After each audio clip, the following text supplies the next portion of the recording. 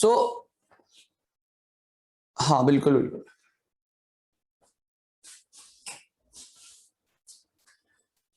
ठीक है, last class में हमने बेसिकली विस्कोसिटी डिस्कस किया था। ठीक है, काइनेमेटिक विस्कोसिटी हमारा कंप्लीट हो गया था, variation with temperature and pressure वो भी हमने कंप्लीट कर लिया था। ठीक है, नेक्स्ट अब हमें कुछ इंपॉर्टेंट पॉइंट्स डिस्कस करने, वही न्यूटन्स लॉ ऑफ विस्कोसिटी से रिलेटेड एंड जो पॉसिबिलिटी है क्वेश्चंस की, जो different variety of questions possible है from Newton's law of viscosity, वो हम आज डिस्कस करने वाले हैं। ठीक है, तो वो सब चीजें डिस्कस करेंगे। ठीक है, तो उससे पहले एक छोटा सा चीज, फॉर्मूला तो खैर आप लोगों को पता ही है न्यूटन्स लॉ ऑफ विस्कोसिटी में। देखो टाउ इक्वल्स टू आपको पता है mu du by d Y,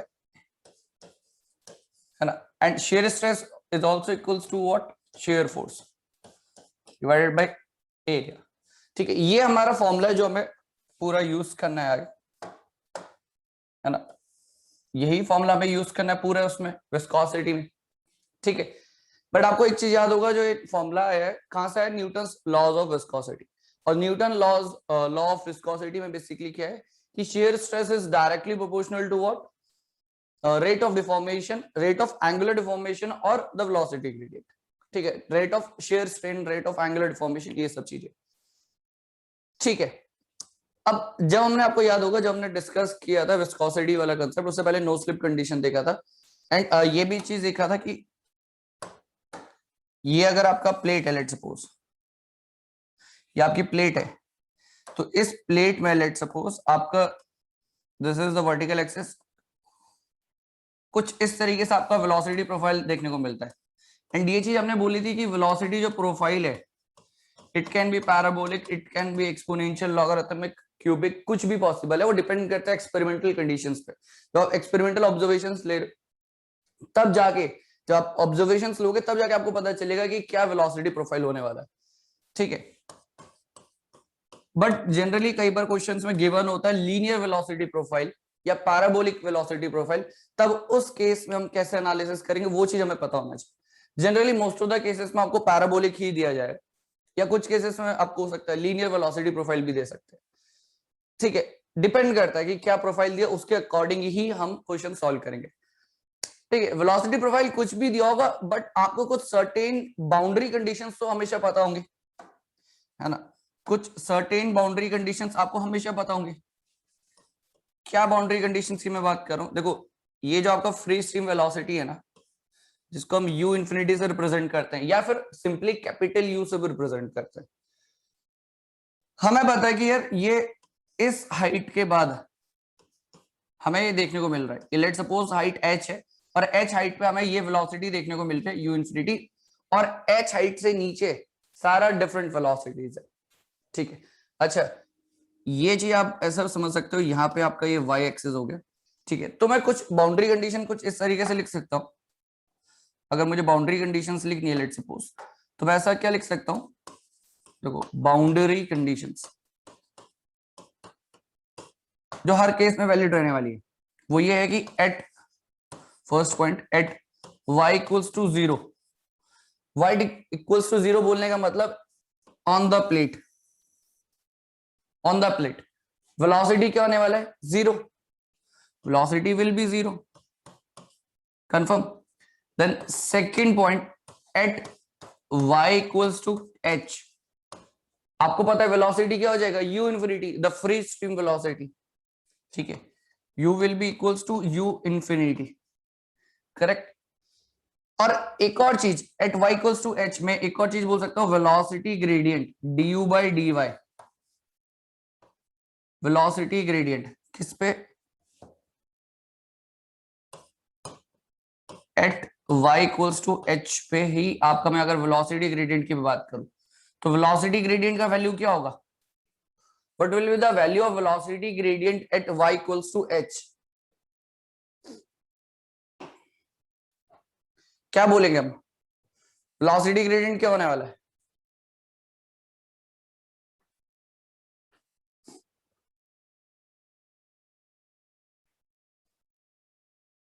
क्या होगा बताओ,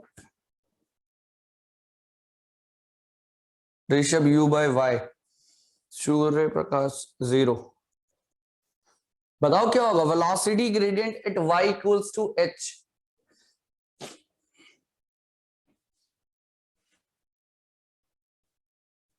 देखो ये h हाइट बेसिकली क्या बोल रहा है कि देखो यहाँ y इक्वल्स टू 0 पे वेलोसिटी 0, बट जैसे आप यहाँ से ऊपर ऊपर जाना शुरू करोगे तो वेलोसिटी में आपको चेंजेस देखने को मिलेंगे। ठीक है, प्लेट पे 0 है, बट प्लेट से जैसे ऊपर जा रहे हो तो वेलोसिटी आपको देखने को मिल रही है। अब अगर आप h हाइट तक पहुंच गए हो तब आपको वेलोसिटी क्या मिल जाएगा, फ्री स्ट्रीम वेलोसिटी, जो एक्चुअल में था फ्लूइड का वेलोसिटी। ठीक है, फ्री स्ट्रीम वेलोसिटी आपको मिल जाएगा। और इसके ऊपर क्या होगा वेलोसिटी, वो सब पूरा ही फ्री स्ट्रीम वेलोसिटी, वहां उसके बाद कोई भी वेलोसिटी में चेंजेस देखने को नहीं मिलेंगे।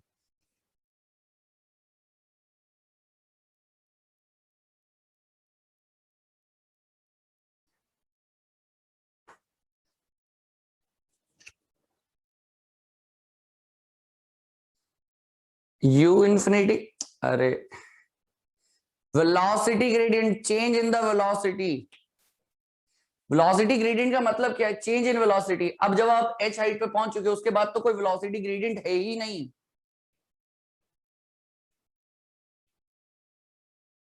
ये बात समझ रहे हो? यस, जीरो होगा, बिल्कुल एग्जैक्टली। अरे वेलोसिटी ग्रेडियंट आपको सिर्फ यहां से y इक्वल्स टू 0 से लेकर y इक्वल्स टू h तक ही देखने को मिल रहे हैं। ठीक है, उसके बाद तो सारा वेलोसिटी ग्रेडियंट 0 है, मतलब h पे तो मैं बोल सकता हूं वेलोसिटी ग्रेडियंट 0। ठीक है, तो ये चीज समझो, यहां से लेकर h तक आपको वेलोसिटी में चेंजेस दिख रहे हैं, बट जैसे आप h पे पहुंच चुके हो उसके बाद कोई वेलोसिटी ग्रेडियंट नहीं है, मतलब कोई वेलोसिटी में चेंजेस नहीं है, तो ऑब्वियसली बात है ये चीज 0 होगा। ठीक है, तो ये तीनों बाउंड्री कंडीशन आपको हमेशा दिमाग में रखना। ठीक है, y इक्वल्स टू 0 पे velocity 0, y equals to h पे आपको वेलोसिटी हो गया फ्री स्ट्रीम वेलोसिटी, और y इक्वल्स टू h पे ही वेलोसिटी ग्रेडियंट 0। अब अगर आपसे पूछा जाए वेलोसिटी ग्रेडियंट ये मैक्सिमम कहां पे होने वाला है, वेलोसिटी ग्रेडियंट मैक्सिमम कहां पे होगा?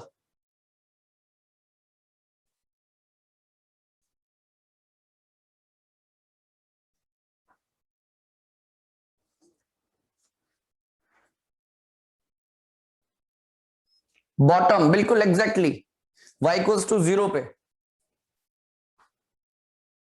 ठीक है, तो ये चीज दिमाग में रखो, ये बाउंड्री कंडीशन हर केस में आपके एप्लीकेबल है, डिपेंड करता है आपका जो वेलोसिटी प्रोफाइल है वो कैसा बन रहा है, वो बात अलग है, बट ये बाउंड्री कंडीशन तो हर जगह वैलिड होंगी कि आपको प्लेट पे वेलोसिटी 0 और एक सर्टेन हाइट के बाद आपको वेलोसिटी कांस्टेंट दिख रहा है उसके बाद, तो वहां पे कोई वेलोसिटी ग्रेडियंट होगा नहीं, मैक्सिमम वेलोसिटी ग्रेडियंट आपको यहाँ प्लेट पे देखने को मिलेगा। ठीक है, तो वो चीज है, बाकी ये तीन कंडीशन हमेशा याद रखनी। अब अगर इसमें मैं कंडीशन अज्यूम करता हूं, लेट सपोज, ठीक है, ये हमेशा ऑलवेज वैलिड है ये सारी बाउंड्री कंडीशंस। ठीक है, बाकी ये, हाँ ये फॉर्मूला लिखा था हमने, ठीक, ये सिंपल चीज। अब अगर क्वेश्चन में लेट सपोज अगर आपको दिया है, अगर आपको गिवन है कि linear velocity profile, let suppose आपको गिवन है लीनियर वेलोसिटी प्रोफाइल,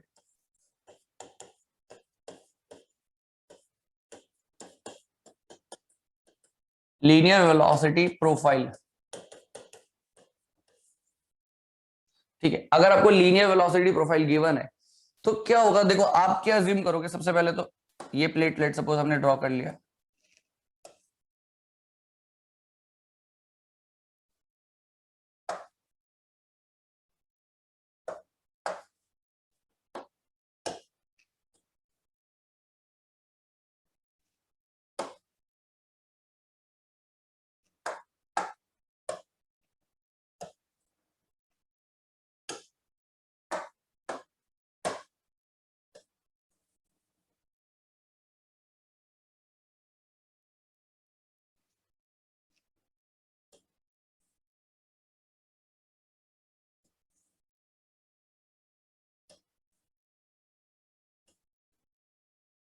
ठीक है, तो ये आपका लीनियर वेलोसिटी प्रोफाइल है बेसिकली। ठीक है,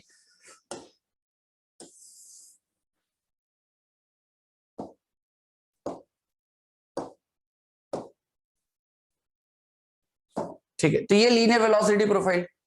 अब यहाँ पे आपको क्या चीज देखना है, ठीक है, ये आपका प्लेट है, अगेन वही चीज, ये आपका वाई। ठीक है, यहां से आप मेजरमेंट कर रहे हो, लेट सपोज ये हाइट आपके पास है y, ये जो हाइट आपके पास है h, ठीक है, this velocity is u infinity, ठीक है। अब लीनियर वेलोसिटी प्रोफाइल बोला है तो आप सिंपली क्या इक्वेशन अज्यूम करने वाले हो, u equals to let ax ay, basically ay plus b, ठीक है। ये इक्वेशन आप अज्यूम करने वाले हो किसके लिए, वेलोसिटी प्रोफाइल की, क्योंकि लीनियर वेलोसिटी प्रोफाइल बोला है तो लीनियर इक्वेशन किसी भी स्ट्रेट लाइन का जो इक्वेशन लिखते हो आप कैसे लिखते हो, y equals to mx plus c, ठीक है, इस तरीके से। y इक्वल्स टू mx नहीं लिखोगे, कंप्लीट लिखोगे y equals to mx plus c।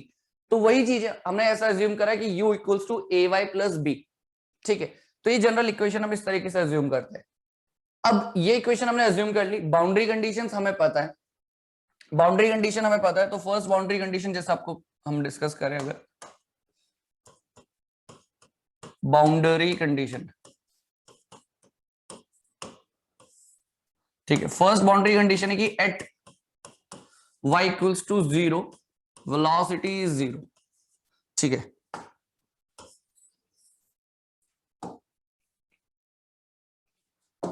ठीक है, y equals to 0 velocity is 0, तो अगर इस इक्वेशन को मैं अप्लाई करूं तो आपको क्या मिल रहा है,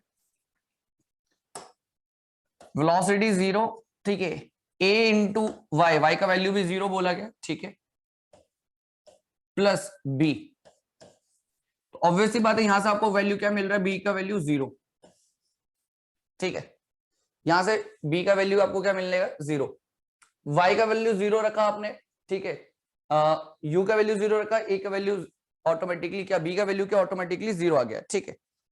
तो ये चीज है, सिंपल सी बात है, यहां पे आपको बस बाउंड्री कंडीशंस ही अप्लाई करने, सिंपली बाउंड्री कंडीशंस अप्लाई करने कि y इक्वल्स टू 0 पुट करते हो तो आपको क्या वैल्यूज मिलती है डायरेक्टली, ठीक है, क्लियर है,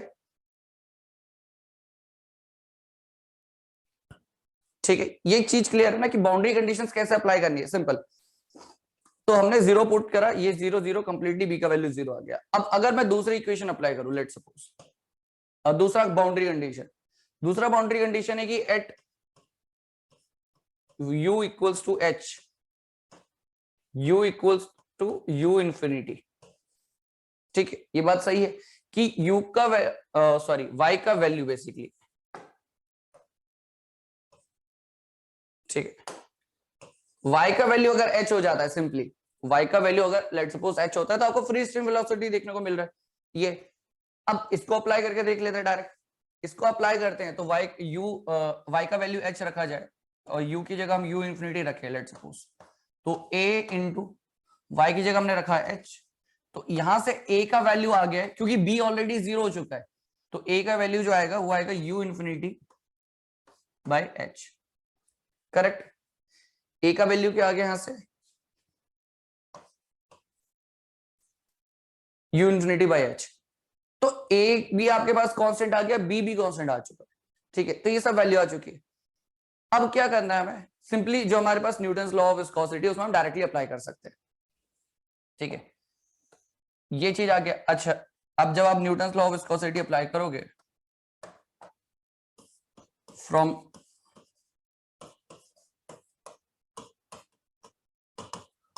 न्यूटन्स लॉ ऑफ विस्कोसिटी, ठीक है, tau is equals to mu du by dy, ठीक है, ये चीज शेयर स्ट्रेस का ये फॉर्मूला आपको पता है ऑलरेडी, ए भी आपको पता है। अब मुझे बेसिकली सबसे पहले वेलोसिटी ग्रेडियंट निकालना है, यू इक्वेशन आपको पता है, यहां से हमारे पास फाइनली जो यू इक्वेशन है, देखो u a y plus b है, ठीक है, तो हम सिंपली यहाँ पे u इक्वल्स टू हमारे पास क्या बन रहा है, a का वैल्यू आ गया u infinity by h into y, ये हमारे पास बेसिकली इक्वेशन बन गया है, ठीक है, ये हमारे पास इक्वेशन बना है, ठीक है। अब अगर मैं इसमें du बाई dy अप्लाई करता हूं, du बाई dy अप्लाई करता हूं तो क्या मिल रहा है,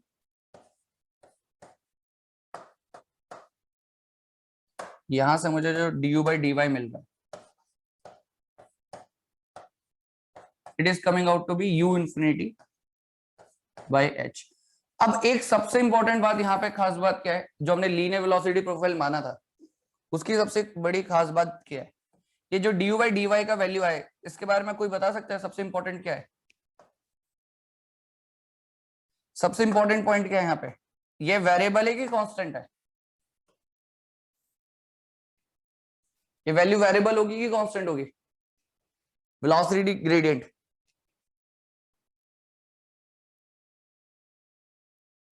अनवर बिल्कुल करेक्ट। इंडिपेंडेंट वेरिएबल कैसे होगा?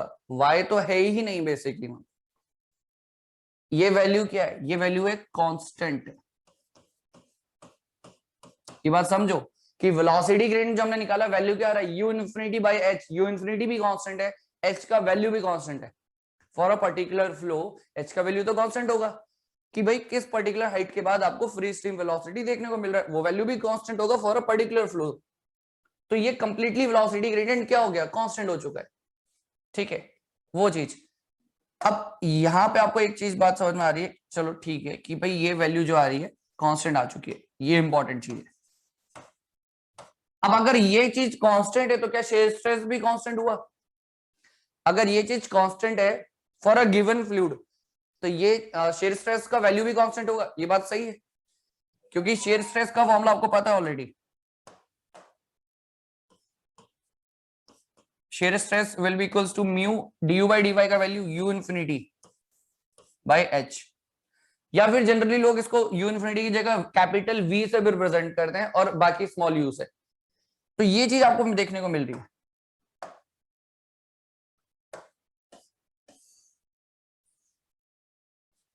तो ये वैल्यू की आ गई कांस्टेंट।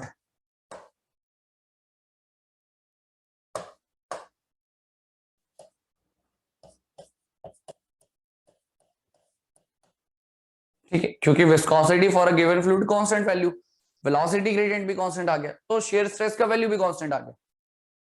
ठीक है, तो ये बात है। अब आप यहां देखोगे हमेशा, अब आपको क्या बात दिमाग में रखनी कि जब भी लीनियर वेलोसिटी प्रोफाइल की बात आएगी, सबसे पहली बात तो आप इक्वेशन ये अज्यूम करोगे, ठीक है, दिस वन, ये चीज, ठीक है, क्योंकि y equals to mx plus C हम ये रखते हैं, फिर बाउंड्री कंडीशंस अप्लाई करते हैं हम। तो बाउंड्री कंडीशंस, वही तीन बाउंड्री कंडीशंस हमेशा वैलिड रहेंगी। ये तीन बाउंड्री कंडीशन, चाहे लीनियर हो, चाहे पैराबोलिक हो, एक्सपोनेंशियल, लॉगरिथमिक, क्यूबिक, कुछ भी हो, बाउंड्री कंडीशन सेम रहने वाली।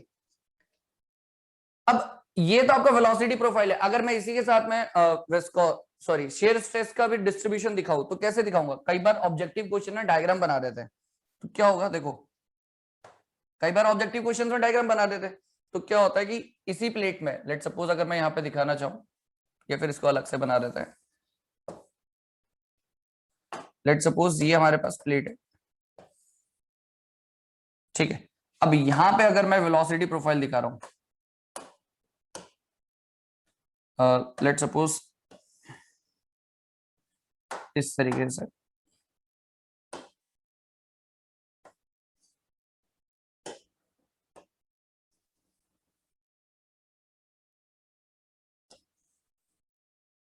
ठीक है, तो ये आपकी वेलोसिटी प्रोफाइल हो गया,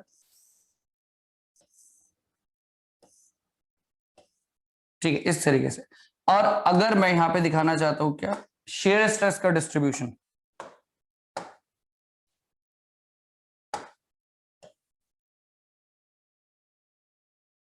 कुछ इस तरीके से,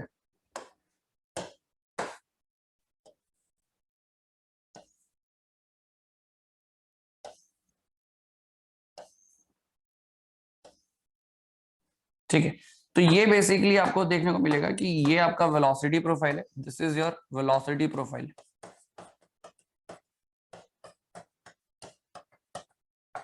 ठीक है। बेसिकली कौन सा? Linear velocity profile. ये आपको शेयर स्ट्रेस का वैल्यू देखने को मिलेगा जो कि है constant for the linear velocity profile. Better है लीनियर लिख लेते हैं यहाँ पे हम, ठीक है। तो ये एक इंपॉर्टेंट चीज है जो आपको हमेशा याद रखनी है फॉर ऑब्जेक्टिव क्वेश्चंस, ठीक है। थ्योरेटिकल क्वेश्चंस भी बन सकते हैं। एक वेलोसिटी प्रोफाइल बना दिया, बोलेंगे इसके लिए कौन सा शेयर स्ट्रेस जो डायग्राम बनेगा वो किस तरीके से बनेगा, ठीक है। तो ये हमें याद रखना है, कांस्टेंट बनने वाला है, ठीक है। जो वैल्यू, जो मैग्नीट्यूड है शेयर स्ट्रेस का, वो कांस्टेंट रहेगा, ठीक है, वेरिएबल नहीं है, बिकॉज वो क्या इंडिपेंडेंट ऑफ वाई हो चुका है, ठीक है। क्योंकि u का वैल्यू है, अब इसको डिफरेंशिएट करा विद रिस्पेक्ट टू y तो ये वैल्यू आ गई जो कि कांस्टेंट है। ठीक है, तो क्वेश्चन ऑब्जेक्टिव कैसे भी फ्रेम किया जा सकता है, बट आपको कॉन्सेप्ट याद होना चाहिए कि linear velocity profile, velocity gradient constant, velocity gradient constant मतलब शेयर स्ट्रेस भी कांस्टेंट। ठीक है, तो ये चीज आपको याद रखनी, इसको ये वाला पार्ट को नोट कर लो तब तक, है ना। आई थिंक अगर नोट कर ही लिया होगा तो ये लास्ट इसको भी नोट कर लेना, ये इंपॉर्टेंट है।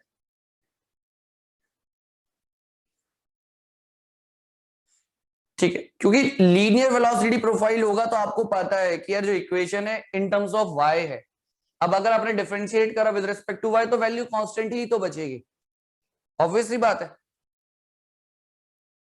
ये बात समझ रहे हो कि अगर आप वेलोसिटी प्रोफाइल जो देख रहे हो लीनियर तो वो इन टर्म्स ऑफ वाई है, तो अब उसको डिफरेंशिएट कर दोगे विद रिस्पेक्ट टू वाई तो वैल्यू कांस्टेंट ही बचनी है। हाँ, अगर पैराबोलिक हो तो फिर कुछ डिफरेंट आपको देखने को मिलेगा।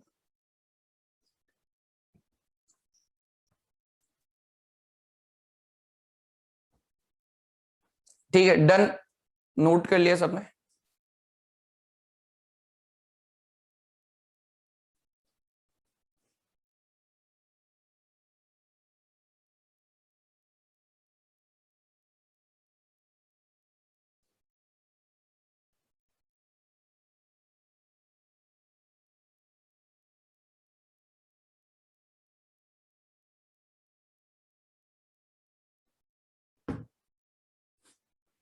ठीक है, तो ये चीज याद रखना, रिप्रेजेंटेशन कोई इस तरीके से भी कर सकता है, shear stress equals to mu capital V by H.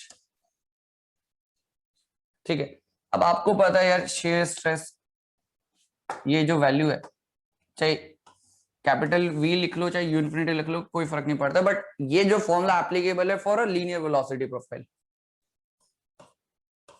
Applicable for linear velocity profile.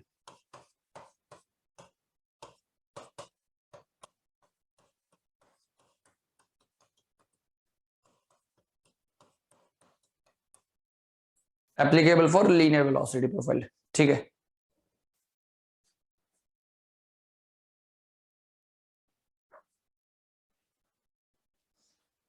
अगर शेयर स्ट्रेस कांस्टेंट ना हो तो कैसे बनेगा? हाँ, तो ये डिपेंड करता है ना शेयर स्ट्रेस का वेरिएशन किस तरीके से हो रहा है। देखो यहाँ पे आपने शेयर स्ट्रेस का वेरिएशन देखो, शेयर स्ट्रेस मोस्टली डिपेंडेंट किस पे, वेलोसिटी ग्रेडियंट, क्योंकि विस्कोसिटी तो कांस्टेंट रहेगा, ये मान के चल रहा है किसी भी फ्लूइड का।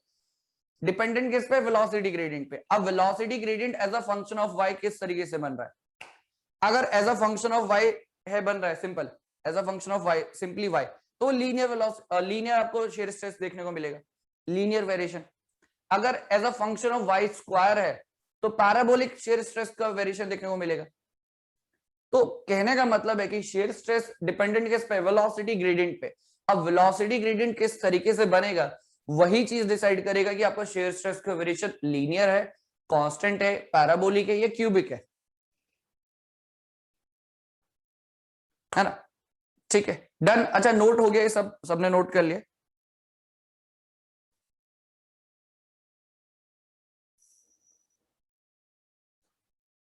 ठीक है, तो एक क्वेश्चन लिखना, इसमें एक क्वेश्चन लिखो एक। अच्छा, क्वेश्चन बाद में, पहले चलो एक पैराबोलिक भी लिख ही लेते साथ साथ।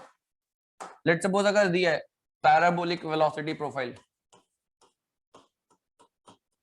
Parabolic velocity profile.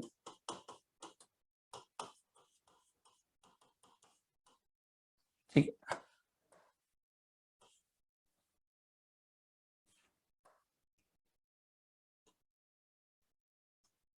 ठीक है, पैराबोलिक वेलोसिटी प्रोफाइल। तो लेट सपोज आप इस तरीके से अज्यूम कर सकते हो कि let u equals to a y square plus b y plus c, इस तरीके से इक्वेशन आप अज्यूम करने वाले हो।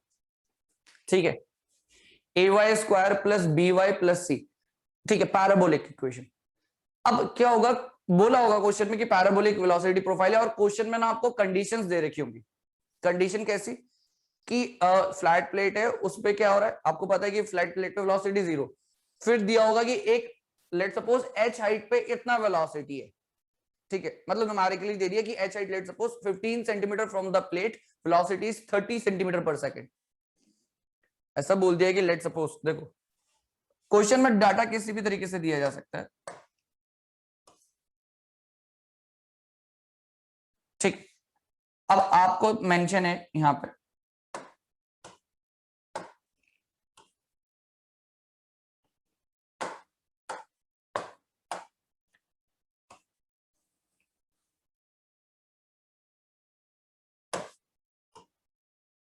ठीक इस तरीके से,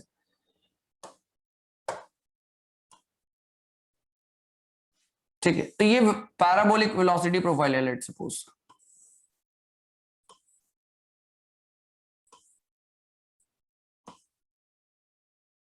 इस तरीके से, ठीक है।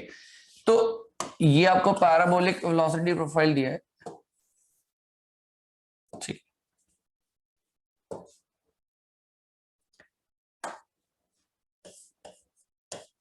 पैराबोलिक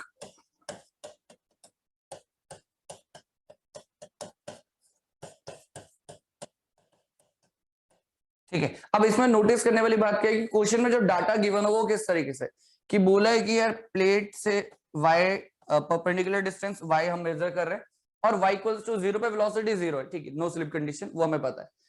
फिर बोला कि यार एक हाइट पे ना, लेट सपोज एक हाइट पे आपको जो वेलोसिटी देखने को मिलेगी वो आपको मिल गई है 30 सेंटीमीटर पर सेकंड, 30 सेंटीमीटर पर सेकंड, मतलब उसने आपको किसका वैल्यू दे दिया, u इन्फिनिटी का, और साथ साथ जो y का वैल्यू बोला है उसने कि y जो डिस्टेंस है लेट सपोज 15 सेंटीमीटर पे 30 सेंटीमीटर पर सेकंड वेलोसिटी देखने को मिला, तो उसने y की जगह बेसिकली आपको वो हाइट वो डिस्टेंस बताया जिस पे आपको वेलोसिटी वो अचीव हो रहा है, free stream velocity, free stream velocity भी बता दिया, h हाइट भी बता दिया। तो मतलब दो कंडीशंस आपको मिल गई है। इक्वेशन उसने बोला था पैराबोलिक, हम ये अज्यूम करेंगे और उसके बाद जो बाउंड्री कंडीशंस हैं वो हम डायरेक्टली अप्लाई कर सकते हैं। बाउंड्री कंडीशन जो इक्वेशंस बनेगी अगेन सिमिलर वही, ठीक है, अप्लाइंग बाउंड्री कंडीशन, ठीक है, सिंपली आपको क्या करना है, बाउंड्री कंडीशंस अप्लाई करनी है, ठीक है, अप्लाइंग बाउंड्री कंडीशन। तो सबसे पहले आप देखोगे वही अगेन कि at y equals to 0 u equals to 0, ठीक है। तो ये इक्वेशन हमने अप्लाई करी तो ये 0 हो गया, ठीक है, a इंटू 0 ये चीज प्लस b इंटू वाई ये भी 0 प्लस c, तो यहां से हमें ये वैल्यू पता चलता है कि c का वैल्यू 0 आ रहा है, it is coming out to be 0, ठीक है। पहला कांस्टेंट का वैल्यू 0 मिल गया। दूसरा बाउंड्री कंडीशन हमने अप्लाई करा क्या, कि at y equals to h u equals to let suppose कोई भी वेलोसिटी दिया है, बट फॉर एग्जांपल मैं इसको लिख रहा हूं कैपिटल V, ठीक है, क्योंकि रिप्रेजेंटेशन कुछ भी लिख सकते हैं हम, लेट सपोज कैपिटल V दे रखा मैं, जो कि क्या है फ्री स्ट्रीम वेलोसिटी। अब जब मैं अप्लाई करूंगा ना तो क्या लिखेंगे हम, सिंपली कैपिटल V, क्योंकि u का वैल्यू हम क्या लिखेंगे, capital V a into H का स्क्वायर, a इंटू एच का square plus b into H, इस तरीके से। ये तो हो गया आपका कैपिटल बी का रिलेशन, ठीक है, कैपिटल बी का relation, oh sorry capital V velocity का relation A H square plus B H, ये वैल्यू दे दी। अब एक और चीज, अब आप यहां पे देखोगे, यहां पे हमें ना तीसरी कंडीशन की जरूरत पड़ेगी, तीसरी मतलब बाउंड्री कंडीशन की, क्या कि अगर at y equals to H है तो आपको पता है du by D Y will be equals to 0, du by D Y will be equals to 0। तो मैं क्या करूंगा, सिंपली जो मेरा u है उसको क्या करूंगा, डिफरेंशिएट कर दूंगा। u हमारे पास क्या है, a y square plus b y plus c, तो du बाई डी वाई की हम बात करते हैं, ठीक है, du बाई डी वाई की वैल्यू हम निकालेंगे, क्या है, ए वाई स्क्वायर, तो हो जाएगा 2a वाई, क्योंकि वाई स्क्वायर है तो 2y हो गया बेसिकली, प्लस b, ठीक है,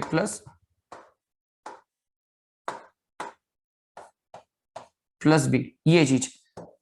अब ये किस किस पर्टिकुलर वैल्यू पे हम निकाल रहे हैं, ये हम निकालने की कोशिश कर रहे हैं y इक्वल्स टू एच पे, और ये हमें पता है कि इसका वैल्यू क्या होना है आगे 0, तो क्या करेंगे हम, ठीक है, तो y की जगह हम क्या रख देंगे, सिंपली h का वैल्यू रखने वाले हैं,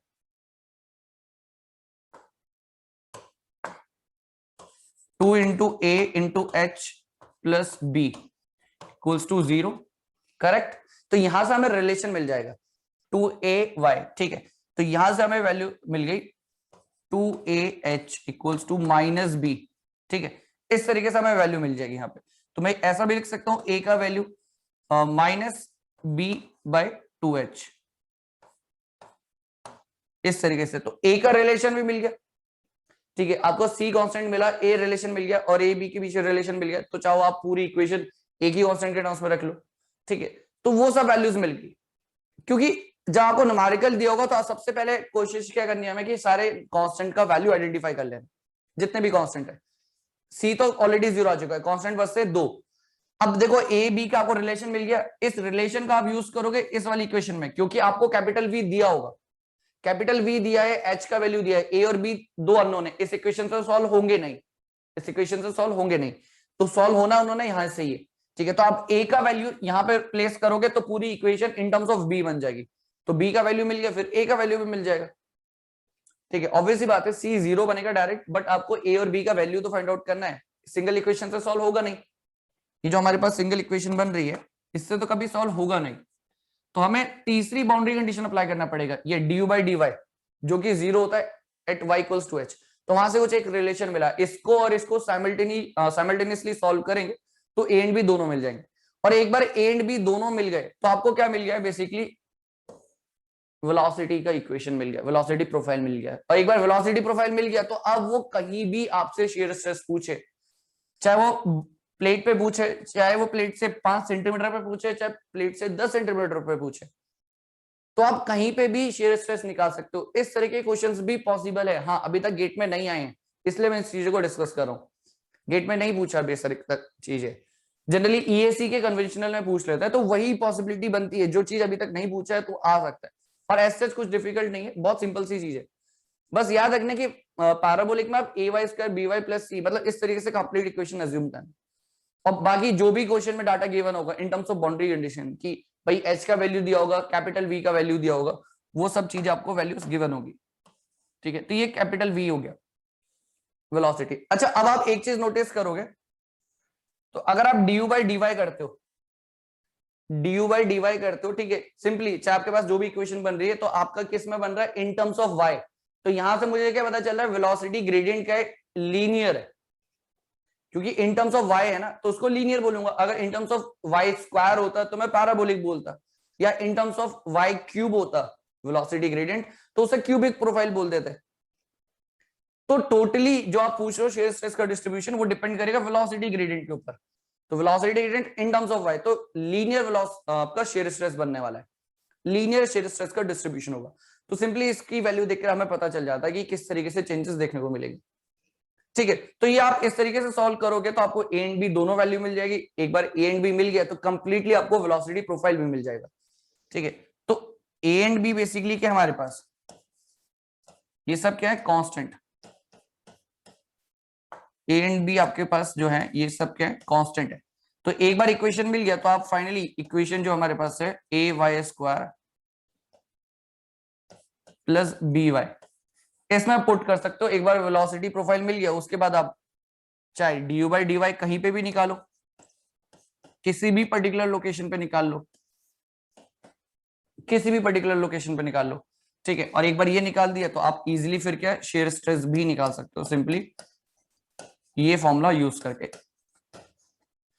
जहां भी आपको शेयर स्ट्रेस पूछा हो और शेयर स्ट्रेस का डिस्ट्रीब्यूशन पूछा हो, लीनियर कांस्टेंट पैराबोलिक कैसा, तो सिंपली वेलोसिटी ग्रेडियंट को देखना है। अब वेलोसिटी ग्रेडियंट इसको आप डिफरेंशिएट करोगे एक टर्म्स y के रिस्पेक्ट में, तो आपको इक्वेशन मिलेगी इन टर्म्स ऑफ y। तो ऑब्वियसली बात है वेलोसिटी ग्रेडियंट आपको जो मिला वो इन terms of y, in terms of y मतलब लीनियर वेलोसिटी प्रोफाइल, करेक्ट, ठीक है। तो इस तरीके से क्वेश्चन बन सकता है, पॉसिबिलिटी है कि इस तरीके से क्वेश्चन बन सकता है, ठीक है। तो आपको ये ध्यान रखना है, ठीक है। तो पैराबोलिक वेलोसिटी प्रोफाइल इस तरीके से अज्यूम करोगे एंड फाइनली इस तरीके से आप सॉल्व कर सकते हो अगर क्वेश्चन बनता है। तो पॉसिबिलिटी है बनने की क्वेश्चन, क्योंकि अभी तक पूछा नहीं है तो पॉसिबिलिटी बनती है, ठीक है। इसको नोट करो, देन एक हम फाइनली एक क्वेश्चन करते हैं इसमें।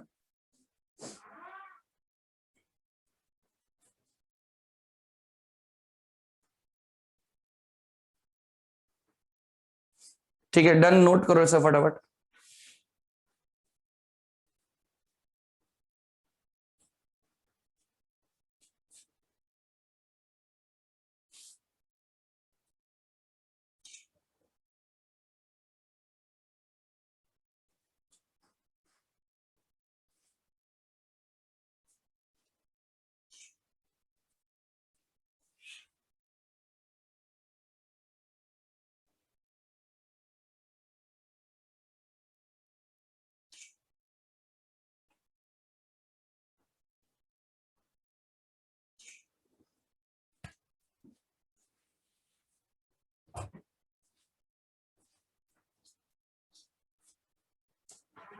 ठीक है, क्वेश्चन लिखो। नेक्स्ट क्वेश्चन लिखना है, क्वेश्चन लिखना है इस तरीके से, अ piston of 60 mm diameter, a piston of 60 mm diameter moves inside a cylinder,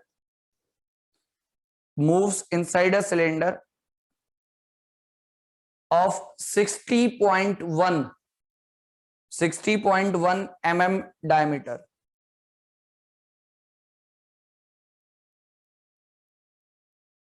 Full stop. Determine the percentage decrease in force necessary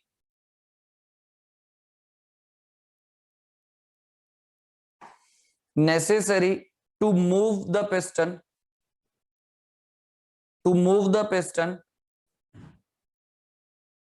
when the lubricant is heated from 0 degrees Celsius,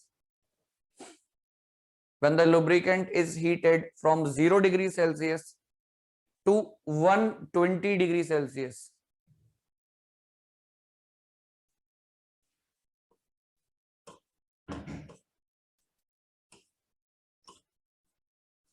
ठीक है, तो viscosity का value eight 0 degree Celsius आपके पास है 0.0182।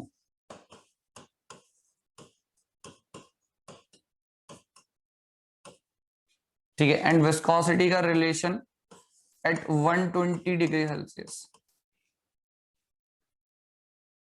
0.00206।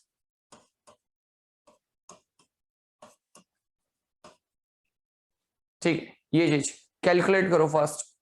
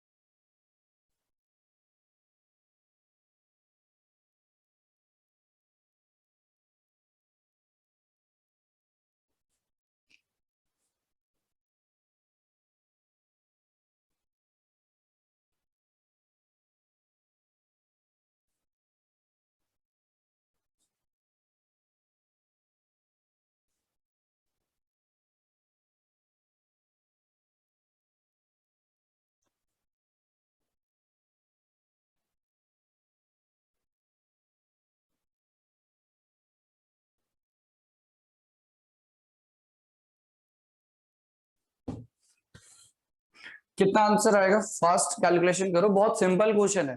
ठीक है, ज्यादा कुछ सोचना ही नहीं है उसमें।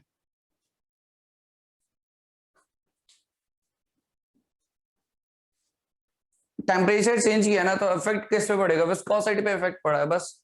विस्कोसिटी की चेंजेस की वजह से क्या इफेक्ट देखने को मिलेगा, वही चीज तो कैलकुलेट करनी है।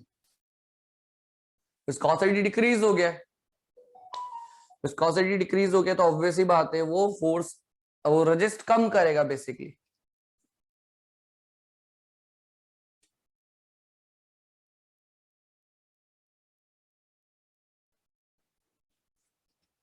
एनीवन, किसी का भी आंसर नहीं आया अभी तक का?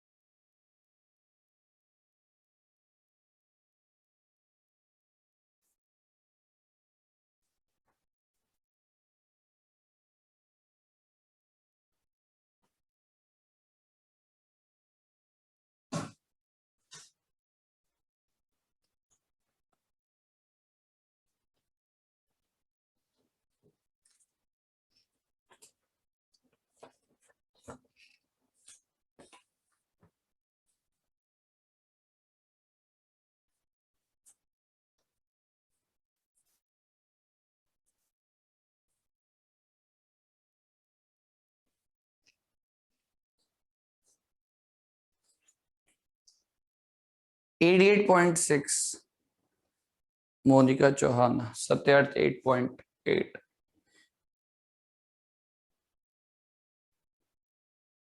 सूर्य 88.6, मीनाक्षी 88.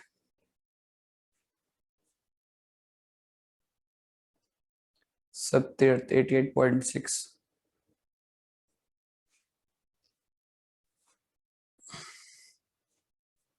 यार फटाफट कैलकुलेशन करो सबके सब, ये सबका आंसर आना चाहिए, तो बहुत सिंपल क्वेश्चन है। ठीक है, क्वेश्चन को पढ़ो एक बार सेंटेंस, देन चीजें अप्लाई करने की कोशिश करो।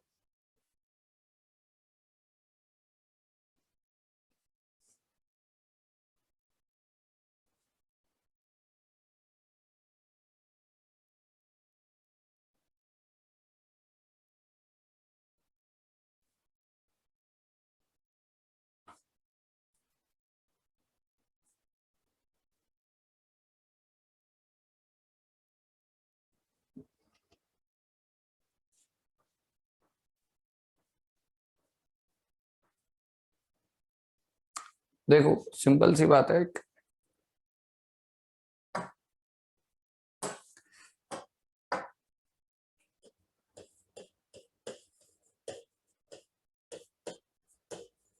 ये Newton's law of viscosity direct formula पता है।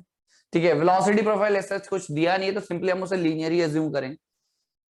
यहां से आपको याद होगा हमने स्टार्टिंग में जो फॉर्मूला लिखा था क्लास से जस्ट पहले कि अभी F by A force, force will be equals to what, mu A D U by D Y.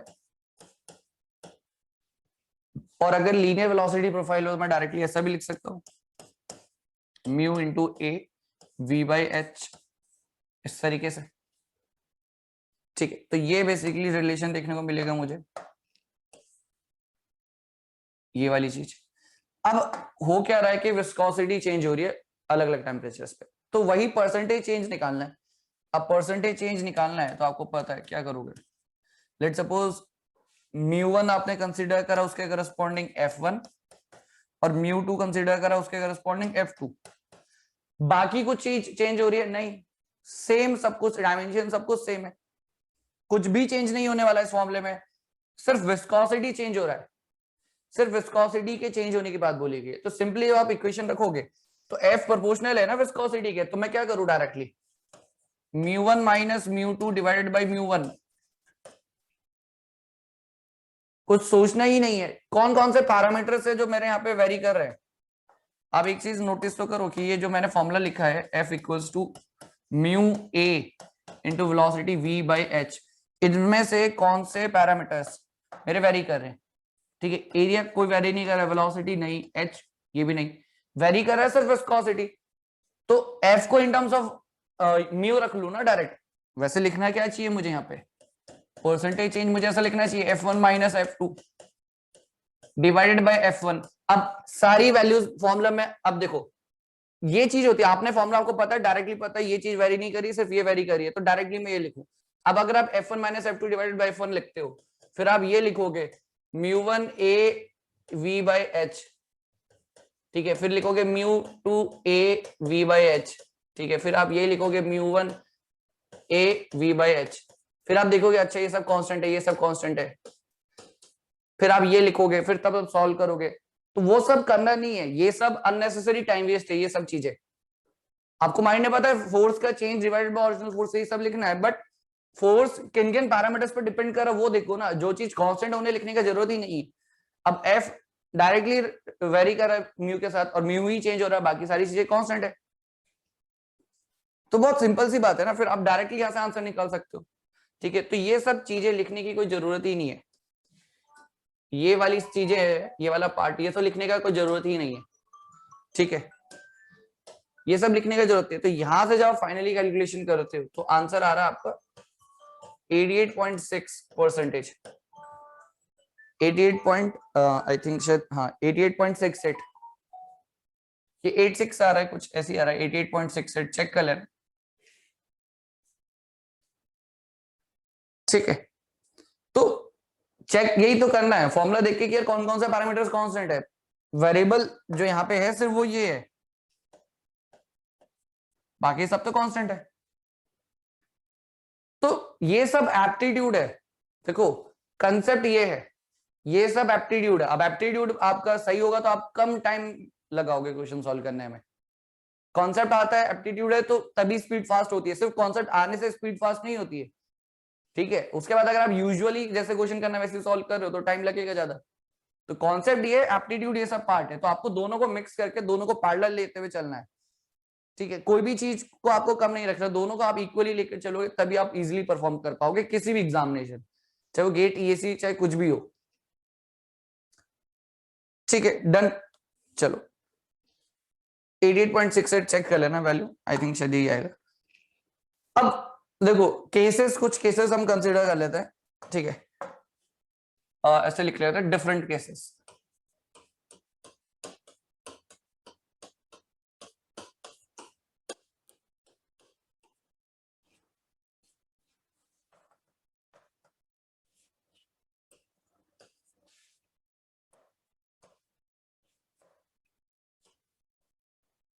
ठीक है, अब लेट सपोज फर्स्ट केस जो है हमारे पास,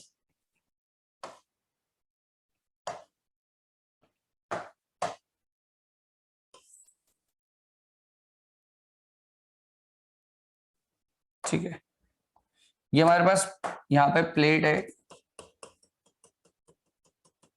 इस तरीके से, और एक और प्लेट है जो इसके ऊपर है। ठीक है, जो कि मूव कर रही है। ये तो फिक्स है।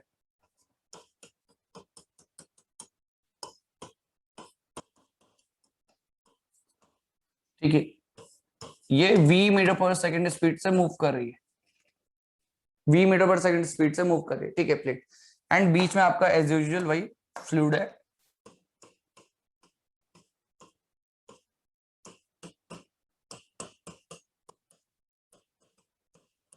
ठीक है, ये सब चीजें।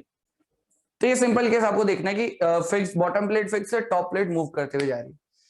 अब टॉप प्लेट मूव तो करेगी, बट उस पे क्या फोर्स लग रहे होंगे, उस पे कोई ना कोई अपोजिशन लग रहा होगा कि नहीं लग रहा होगा।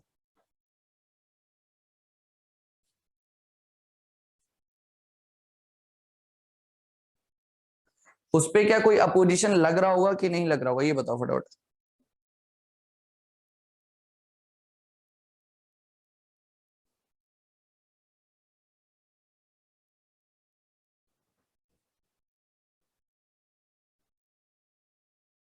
किस डायरेक्शन में लगेगा, किस डायरेक्शन में।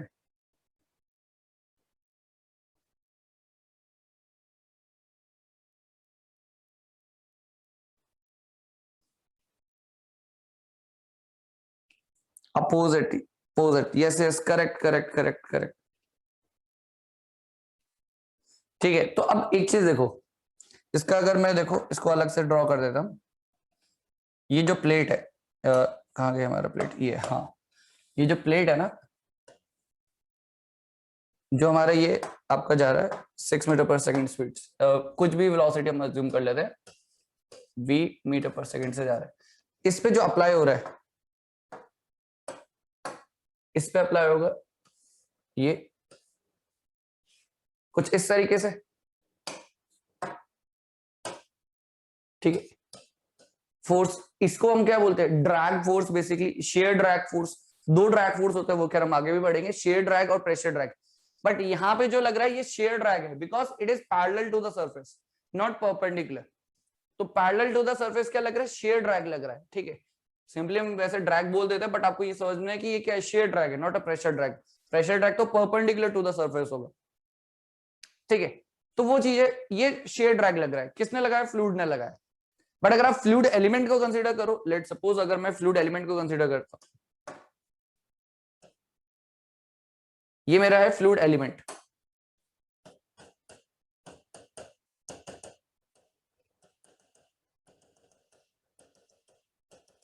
ये फ्लूइड एलिमेंट है, ठीक है, ये है फ्लूइड एलिमेंट,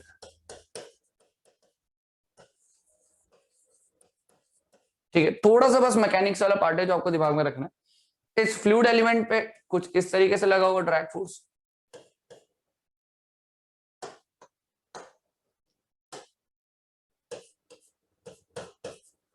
है ना, जस्ट सपोज इट, इस फ्लूइड एलिमेंट पे ड्रैग फोर्स कुछ इस तरीके से लगा होगा। बात क्लियर है सबको, करेक्ट। पहले बताओ ये चीज समझ में आई कि नहीं आई, ये जो फ्लूइड एलिमेंट है इस पे ड्रैग फोर्स इस तरीके से लगना है, और प्लेट पे ड्रैग फोर्स किस तरीके से लगेगा, जस्ट इक्वल लगेगा, इक्वल एंड अपोजिट।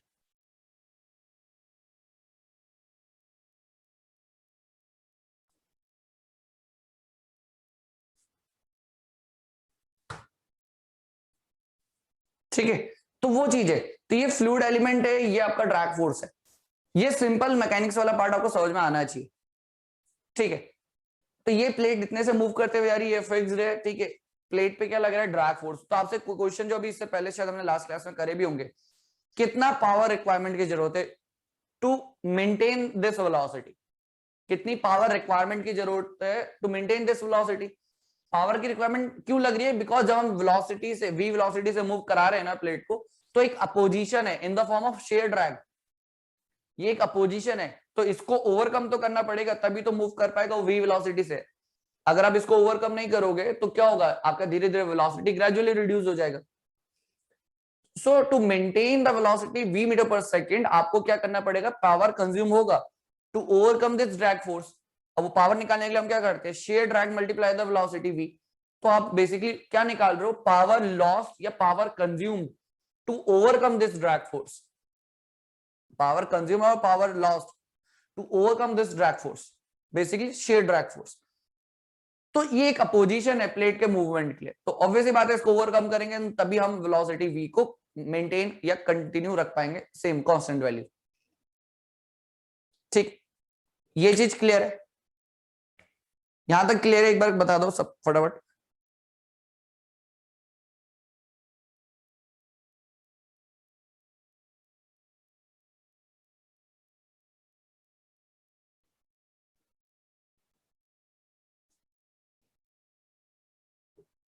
ठीक है, ओके।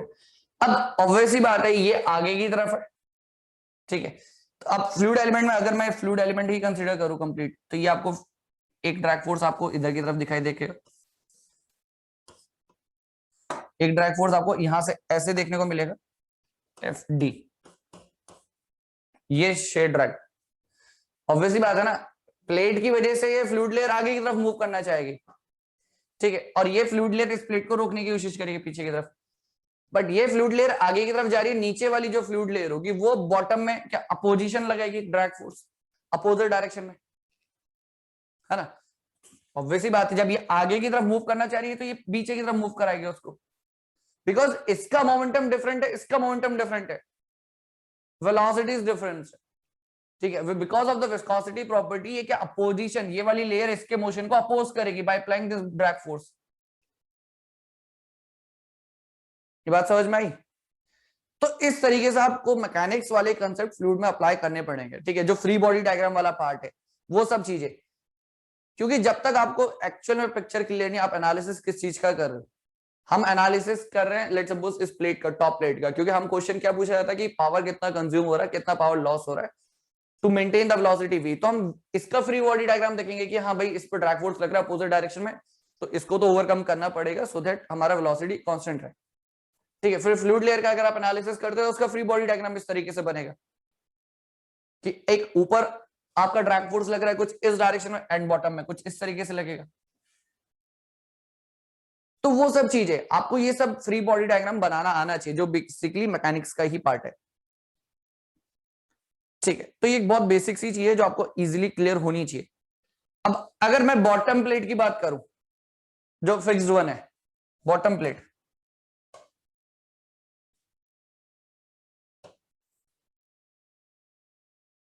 ये बॉटम प्लेट है जो कि फिक्स है।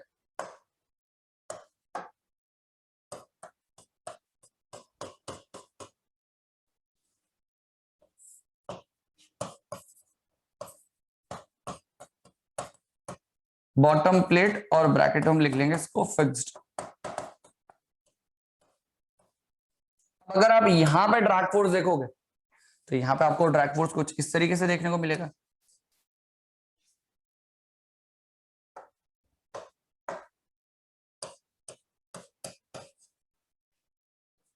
ठीक है, तो बेसिकली ये सब चीजें एनालिसिस जो मैकेनिक्स वाला पार्ट है ये आपको अप्लाई करना आना चाहिए। कैसे आप किस पर्टिकुलर चीज का एनालिसिस कर रहे हो, तो आप एनालिसिस करोगे तो बाकी उसके जिनका भी उसके साथ कांटेक्ट है उनका क्या इफेक्ट पड़ रहा है उस पर्टिकुलर चीज पे, वो चीजें भी हमें कंसिडर करनी पड़ती है। ठीक है, तो फ्री बॉडी डायग्राम बेसिकली होता है कि आप जिसका एनालिसिस करना चाहते हो उस पर्टिकुलर को सिस्टम से अलग करो एंड उस पे जो लगने वाले इफेक्ट्स हैं बाय ऑल द कॉन्टैक्ट्स उन सबको शो करो, फिर देन एनालिसिस कर सकते हैं हम कंप्लीट। तो वही बेसिकली पार्ट है मैकेनिक्स वाला जो आपको पता होना चाहिए। ठीक है, तो ये एनालिसिस देख लिया टॉप प्लेट का, फ्लूइड एलिमेंट का, बॉटम प्लेट का। ठीक है, ये बेसिकली हमारे पास क्या है, मूविंग प्लेट।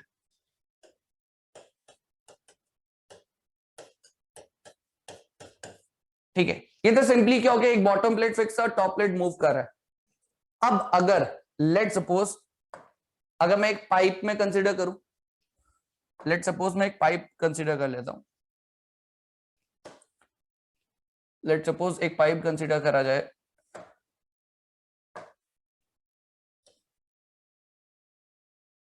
ठीक है, एक पाइप हम कंसीडर कर लेते हैं।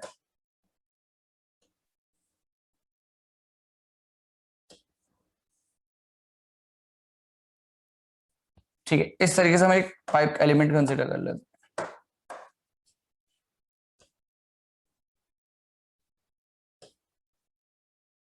ठीक है, अब इसके अंदर एक फ्लूइड एलिमेंट हम कंसीडर करते हैं। लेट सपोज एक फ्लूइड एलिमेंट हमने कंसीडर करा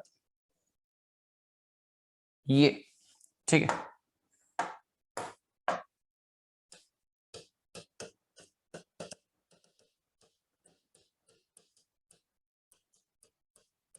इस तरीके से फ्लूइड एलिमेंट कंसीडर करा। अब अगर आप फ्लूइड एलिमेंट को कंसीडर करोगे तो आपको क्या देखने को मिलेगा कि ये फ्लूइड एलिमेंट मूव तो कर रहा है वी वेलोसिटी से, क्योंकि पाइप के अंदर फ्लो जा रहा है।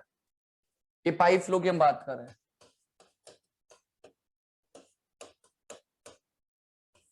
ठीक है, पाइप फ्लो की बात करें, फ्लूइड एलिमेंट वी वेलोसिटी से आगे मूव कर रहा है, बट उस फ्लूइड एलिमेंट पे शेयर ड्रैग बेसिकली अप्लाई हो रहा है। कहां से अप्लाई हो रहा है, इस फ्लूइड एलिमेंट पे बेसिकली शेयर ड्रैग अप्लाई हो रहा है। कौन अप्लाई कर रहा है, कहां से अप्लाई कर रहा है,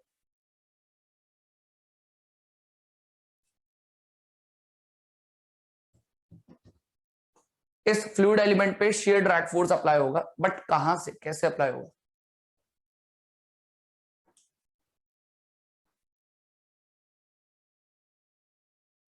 किस डायरेक्शन में और कहां पे कैसे अप्लाई होने वाला है। अरे जब फ्लूइड एलिमेंट बेसिकली पाइप में फ्लो करेगा, ठीक है, फ्लूइड एलिमेंट पाइप में फ्लो करेगा तो सॉलिड बाउंड्री कौन सी है, पाइप का सरफेस। सॉलिड बाउंड्रीज कौन है, पाइप का सरफेस। वो बेसिकली ड्रैग फोर्स अप्लाई कर रहे होंगे, क्योंकि वहीं से तो मोमेंटम डिस्टर्ब हुआ है। सॉलिड बाउंड्री से जो पाइप का ये जो सरफेस है, ये वाले टॉप एंड बॉटम, ये जो पाइप का सरफेस है सॉलिड बाउंड्री, बेसिकली इन्होंने ही मोमेंटम डिस्टर्ब किया है। अब होगा क्या, बेसिकली फ्लूइड एलिमेंट तो मूव करना चाहेगा वी वेलोसिटी से, तो वो इस पर ड्रैग फोर्स लगाएगा कुछ इस तरीके से। ठीक है, कुछ इस तरीके से ड्रैग फोर्स लगाएगा। ठीक है, कौन, फ्लूइड एलिमेंट उस पाइप वॉल पे, और pipe wall just opposite drag force इस तरीके से। सिमिलर वे में यही फ्लूइड एलिमेंट बॉटम पे भी ड्रैग फोर्स लगाएगा कुछ इस तरीके से, बट यही सॉलिड बाउंड्री की वजह से ड्रैग फोर्स कुछ फ्लूइड एलिमेंट पे कुछ इस तरीके से। तो आप देखोगे तो ये दोनों ही ड्रैग फोर्स अप्लाई हो रहे हैं हमारे किस पे, फ्लूइड एलिमेंट पे।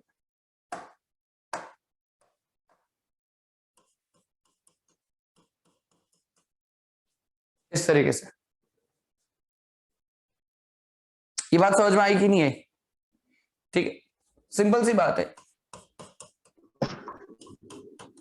एक चीज है देखो, इसमें से किसने पूछा था क्वेश्चन, सत्यार्थ, यहाँ पे ड्रैग फोर्स एडिशन और सरफेस टेंशन की वजह से हो रहा है। किस पर्टिकुलर केस से पूछ रहे हो सत्यार्थ?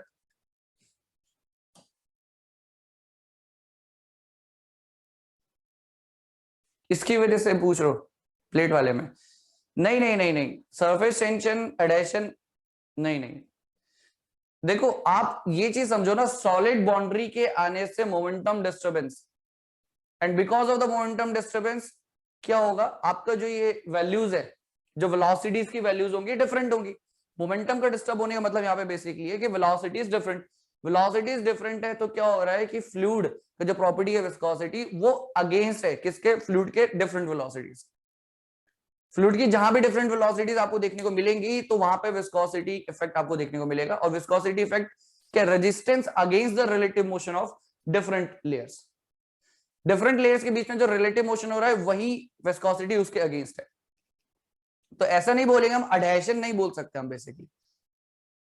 देखो बात ये समझो, सॉलिड बाउंड्री जब भी इंट्रोड्यूस होगा फ्लूइड फ्लो सिस्टम में तो वो एक मोमेंटम डिस्टर्बेंस क्रिएट करता है। Because of the momentum disturbance हमें वेलोसिटी डिफरेंट देखने को मिलती है। अब फ्लूइड की जो प्रॉपर्टी विस्कोसिटी है वो क्या है, it is the resistance against the relative motion of different layers. तो अडेशन हम डायरेक्टली नहीं बोल सकते, अडेशन बोलना गलत हो जाएगा डायरेक्ट, ठीक है। तो वो चीज है। तो जैसे ये पाइप फ्लो सिस्टम है, तो पाइप फ्लो में फ्लूइड एलिमेंट को कंसीडर करो तो मुझे पता होना चाहिए v वेलोसिटी से आगे मूव कर रहा है, ये ड्रैग फोर्स लग रहा है because of the solid boundary of the pipe surface. तो ये एक बेसिक एनालिसिस पार्ट आपको आना चाहिए कि हाँ ये एक एलिमेंट है, उस एलिमेंट पे ये फोर्सेस दिख रहे हैं मुझे, ठीक है। तो एक छोटी छोटी चीज है जो आपको आनी चाहिए,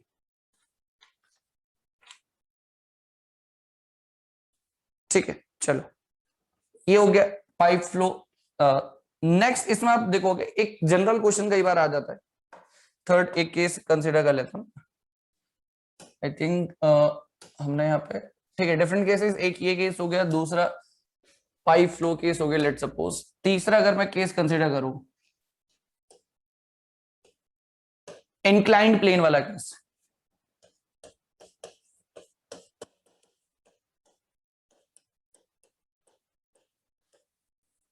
ठीक है, इंक्लाइंड प्लेन वाला केस हम कंसिडर करें,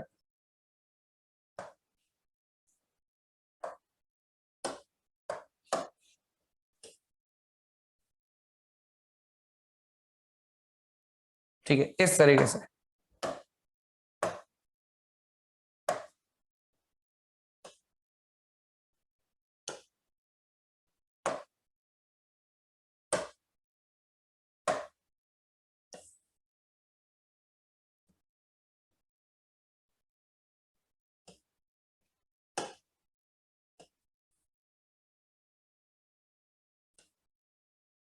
ठीक है, ये आपका प्लेट है लेट सपोज, ठीक है। अब इस प्लेट और इस इंक्लाइंड प्लेन के बीच में है फ्लूइड, ठीक है, ये फ्लूइड रखा हुआ है बेसिकली यहाँ पे ना,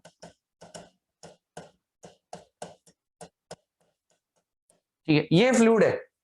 प्लेट और इंक्लाइंड प्लेन के बीच में एक इंक्लाइंड प्लेन है, उसके ऊपर एक प्लेट या कोई बॉडी है लेट सपोज, कुछ भी हो सकता है, प्लेट बोलो चाहे बॉडी बोलो कुछ भी, उन दोनों के बीच में आपका फ्लूइड है या लुब्रिकेंट हम बेसिकली बोल सकते हैं।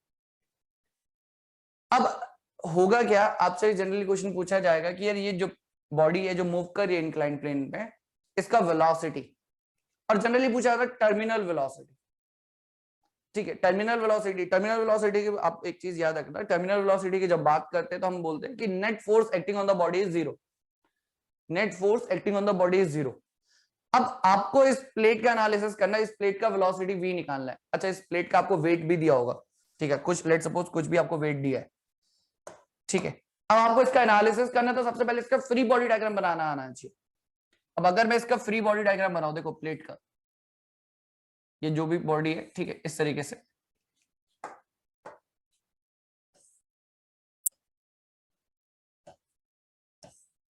अब अगर इसमें फ्री बॉडी डायग्राम बनाए तो आप देख सकते हो कौन कौन से फोर्सेस एक्ट करने वाले हैं।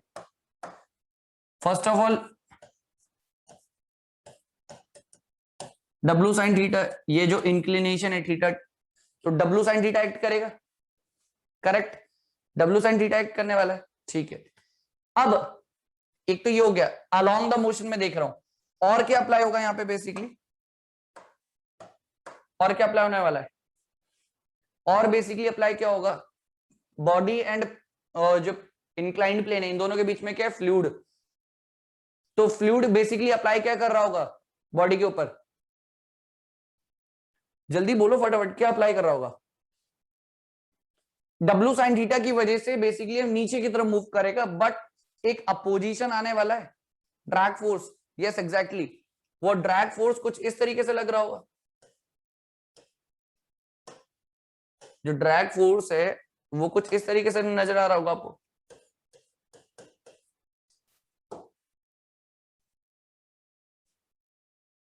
हाँ विस्कस फोर्स, ड्रैग फोर्स, बिल्कुल करेक्ट ऋषभ अनवर, ठीक है, तो ये आपको देखने को मिल रहा है। अब net force acting on the body is zero, generally along the motion हम ये कंसीडर करते हैं टर्मिनल वेलोसिटी की हम जब बात करते हैं, ठीक है, टर्मिनल, जनरली क्वेश्चन पूछा था टर्मिनल वेलोसिटी क्या होगी,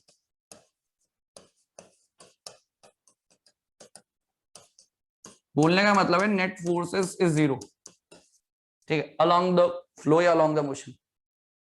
अब नेट फोर्सेस जीरो बोलने का मतलब है, देखो यहां पे हमें क्या पता है, नेट फोर्सेस जीरो, अब नेट फोर्सेस आप देखोगे तो आपको क्या देखने को मिल रहा है, W sine theta minus drag force equals to zero, and the drag force equals to W sine theta, and if we assume the linear velocity profile, if we assume the linear velocity profile, we can say drag force is basically what, mu a into v by h equals to w sin theta,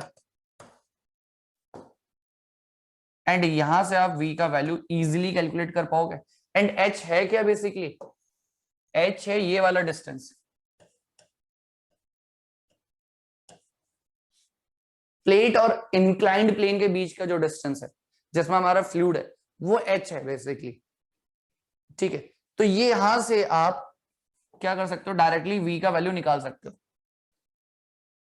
तो ये simple analysis आपको, but ये analysis तो करना आना चाहिए, जो body है उस पर डब्ल्यू साइन थीटा इधर की तरफ, ड्रैग फोर्स इधर की तरफ, अच्छा नॉर्मल कंपोनेंट्स क्यों नहीं दिखाए यार, जितना इसका वेट होगा डब्ल्यू कॉस थीटा उसको बैलेंस कौन कर रहा है, नॉर्मल रिएक्शन, वो तो बैलेंस्ड है, perpendicular to the inclined plane थोड़ा ना कोई मोशन हो रहा है, तो कई बार ऐसा होगा यार परपेंडिकुलर वाले फोर्सेस को क्यों नहीं शो किया, वो इसलिए शो नहीं किया because perpendicular to the inclined plane कोई मोशन नहीं हो रहा है, मोशन तो always along the inclined plane होगा ना, तो उन्हीं फोर्सेस को मैं कंसीडर करने वाला हूं, उन्हीं फोर्सेस का समेशन जीरो करा है मैंने, net forces along the inclined plane, not the perpendicular to the inclined plane, क्योंकि perpendicular to the inclined plane तो फोर्सेस बैलेंस्ड है, वहां तो मोशन होगा ही नहीं, बिकॉज जो इस प्लेट का नॉर्मल कंपोनेंट है डब्ल्यू कॉस थीटा उसको बैलेंस कौन कर रहा है, नॉर्मल रिएक्शन, वो एक्जैक्टली बैलेंस्ड है, तो नॉर्मल रिएक्शन जो नॉर्मल है perpendicular to the inclined plane वहां कोई मोशन नहीं है, तो उसको हमें कंसीडर नहीं करना है, net forces along the inclined plane हम कंसीडर कर रहे हैं, तो आप यहां से सिंपली वेलोसिटी भी निकाल सकते हो अगर ऐसा क्वेश्चन पूछा जाए आपसे,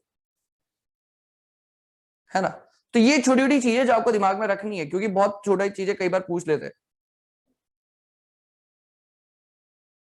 ठीक है, तो इसमें आप एक चीज यहाँ पे लिख लेना अगर डाउट हो तो कभी, in the direction of motion,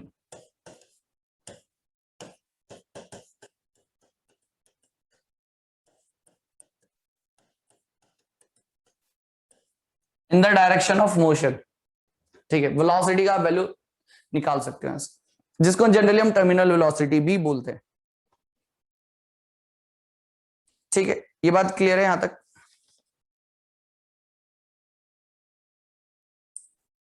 ठीक है, चलो नेक्स्ट, इसके बाद लिखना नेक्स्ट,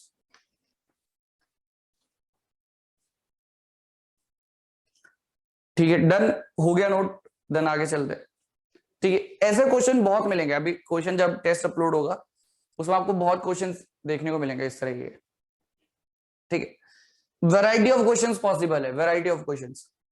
ठीक, नेक्स्ट। ठीक है, नेक्स्ट इसमें एक नेक्स्ट हेडिंग लिखो, अ थिन प्लेट, एक हेडिंग लिख लेना।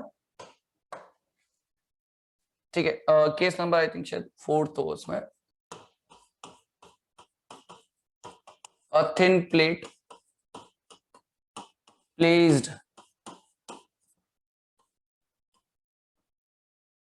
ठीक है, a thin plate placed between the two flat surfaces, placed between the two flat surfaces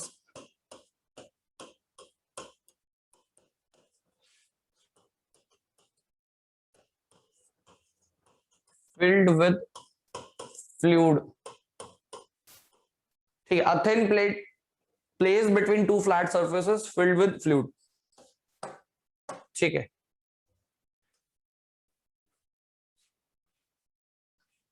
तो कुछ इस तरीके से है।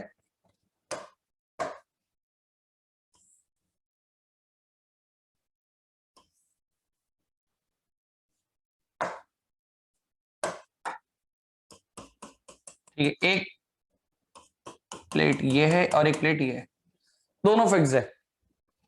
अब हो क्या रहा है, एक प्लेट ये है, थिन प्लेट बोला है, याद रखना थिन प्लेट, इसका मीनिंग बहुत इंपॉर्टेंट है। ये जो थिन प्लेट बोला है ना, ये चीज इंपॉर्टेंट है। ठीक है, अभी हम देखेंगे क्यों थिन प्लेट बोला गया है। स्पेसिफिकली मेंशन्ड है कि भाई थिन प्लेट है, सिंपली प्लेट भी बोला जा सकता है, बट थिन प्लेट बोला गया मतलब इसका कुछ ना कुछ मीनिंग है। ठीक है, अब यहां पे ये let suppose velocity v metre per second से मूव कर रही।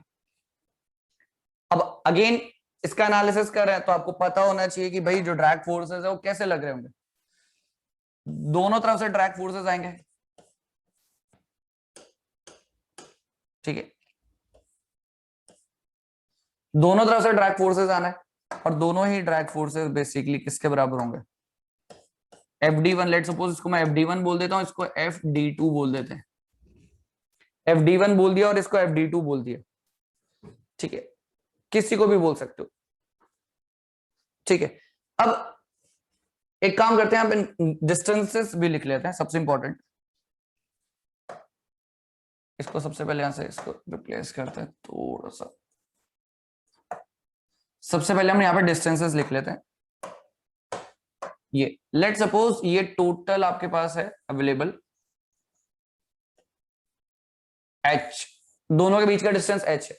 अब लेट सपोज मैं इसको अज्यूम कर रहा हूं y, ठीक है, और इसको मैं अज्यूम कर रहा हूं h माइनस वाई। करेक्ट, मैंने यहां से लेकर y कंसीडर किया, वहां से h माइनस वाई कंसीडर किया। कैसे भी कंसीडर किया जा सकता है, वो आपकी मर्जी है, जैसा भी आप मर्जी कंसीडर करना चाहो, इजिली आप लिख सकते हो। ठीक है, तो टोटल आपको डिस्टेंस h पता है, ये y पता है, यहां से h माइनस वाई हो गया। अब जैसे कि हमने बोला ड्रैग फोर्स, तो मर्जी आप जैसा मर्जी लिखना चाहो, इसको मैं ऐसे लिख लेता हूं, ड्रैग फोर्स जो लग रही है FD1 और ये FD2। ठीक, ये दोनों ड्रैग फोर्स लग रहे हैं इस प्लेट के ऊपर। ठीक है, अब थिन प्लेट का मतलब समझना। थिन प्लेट बोलने का मतलब क्या था, जब हम थिन प्लेट की बात कर रहे हैं ना, देखो ये आपका प्लेट है बेसिकली। ठीक है, ये पॉसिबिलिटी है।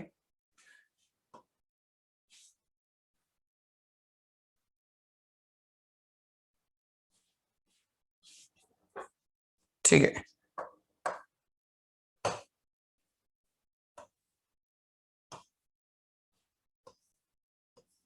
इस तरीके से। अब आप एक चीज नोटिस करो कि अगर जितना ज्यादा ये एरिया होगा,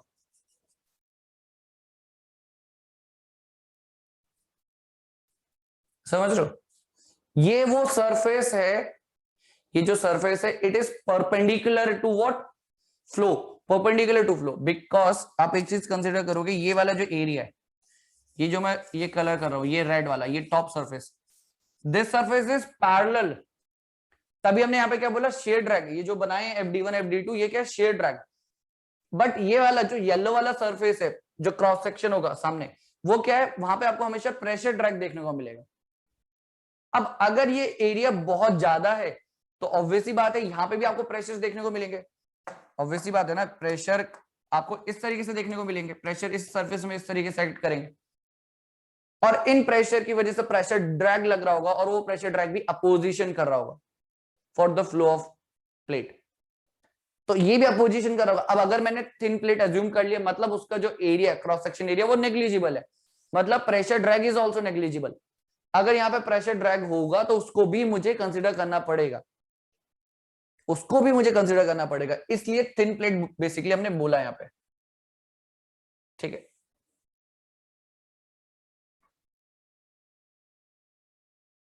ठीक है, तभी हमने उसको थिन प्लेट बोला है, क्योंकि जितना ज्यादा ये जो येलो वाला पार्ट है, मतलब क्रॉस सेक्शन वाला पार्ट, जितना ज्यादा एरिया होगा उतना ज्यादा प्रेशर ड्रैग लग रहा होगा, उतना ही ज्यादा प्रेशर ड्रैग लग रहा होगा। और ये जो रेड वाला सरफेस है बेसिकली ये शेयर ड्रैग है, ठीक है, parallel to the motion, parallel to the fluid, ठीक है, मतलब जो फ्लूइड है उसके साथ ये पैरेलल है एरिया, बट ये वाला जो एरिया है ये प्रेशर ड्रैग, मतलब आप एक तरीके से समझो, जो कार जा रही है, कार का जो फ्रंट वाला पोर्शन है वो वहां पे प्रेशर ड्रैग, बट जो कार का जो रूफ वाला पार्ट है वहां पे क्या शेयर ड्रैग लग रहा होगा। समझ में आई बात? सिंपली आप कार को अज्यूम करो, कार का जो फ्रंट पोर्शन है वहां पे आपको प्रेशर ड्रैग देखने को मिलेगा, बट जो ये रूफ वाला पोर्शन होगा वहां पे आपको शेयर ड्रैग देखने को मिलेगा। कर तो दोनों ही पोजीशन रहे, कर तो दोनों ही पोजीशन रहे, तो हमने वही बोला है, अगर थिन प्लेट होगा ना तो प्रेशर ड्रैग बहुत नेग्लिजिबल होगा, जो उसको हम कंसिडर नहीं कर रहे अपने एनालिसिस में, जिसको हम कंसिडर नहीं कर रहे हैं फॉर द एनालिसिस पार्ट, ठीक है। तो ये बात समझ, थिन प्लेट का अपना आप में बहुत बड़ा मीनिंग है, ठीक है। बाकी ये सब प्रेशर ड्रैग, शेयर ड्रैग तो खैर हम आगे आगे चैप्टर्स में डिस्कस करेंगे, ठीक है। ये चीज, अब आप एक चीज देखो, ये तो ये बात आप समझ में आ गई आपको, तो ठीक है, ये हो गया। अब अगर मैं टोटल ड्रैग फोर्स लिखने की बात करूं, टोटल ड्रैग फोर्स किस तरीके से लिखा जा सकता है? FD is the total drag force.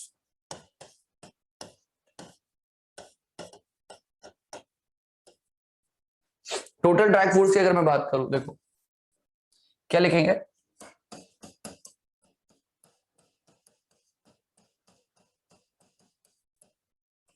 FD1 plus FD2।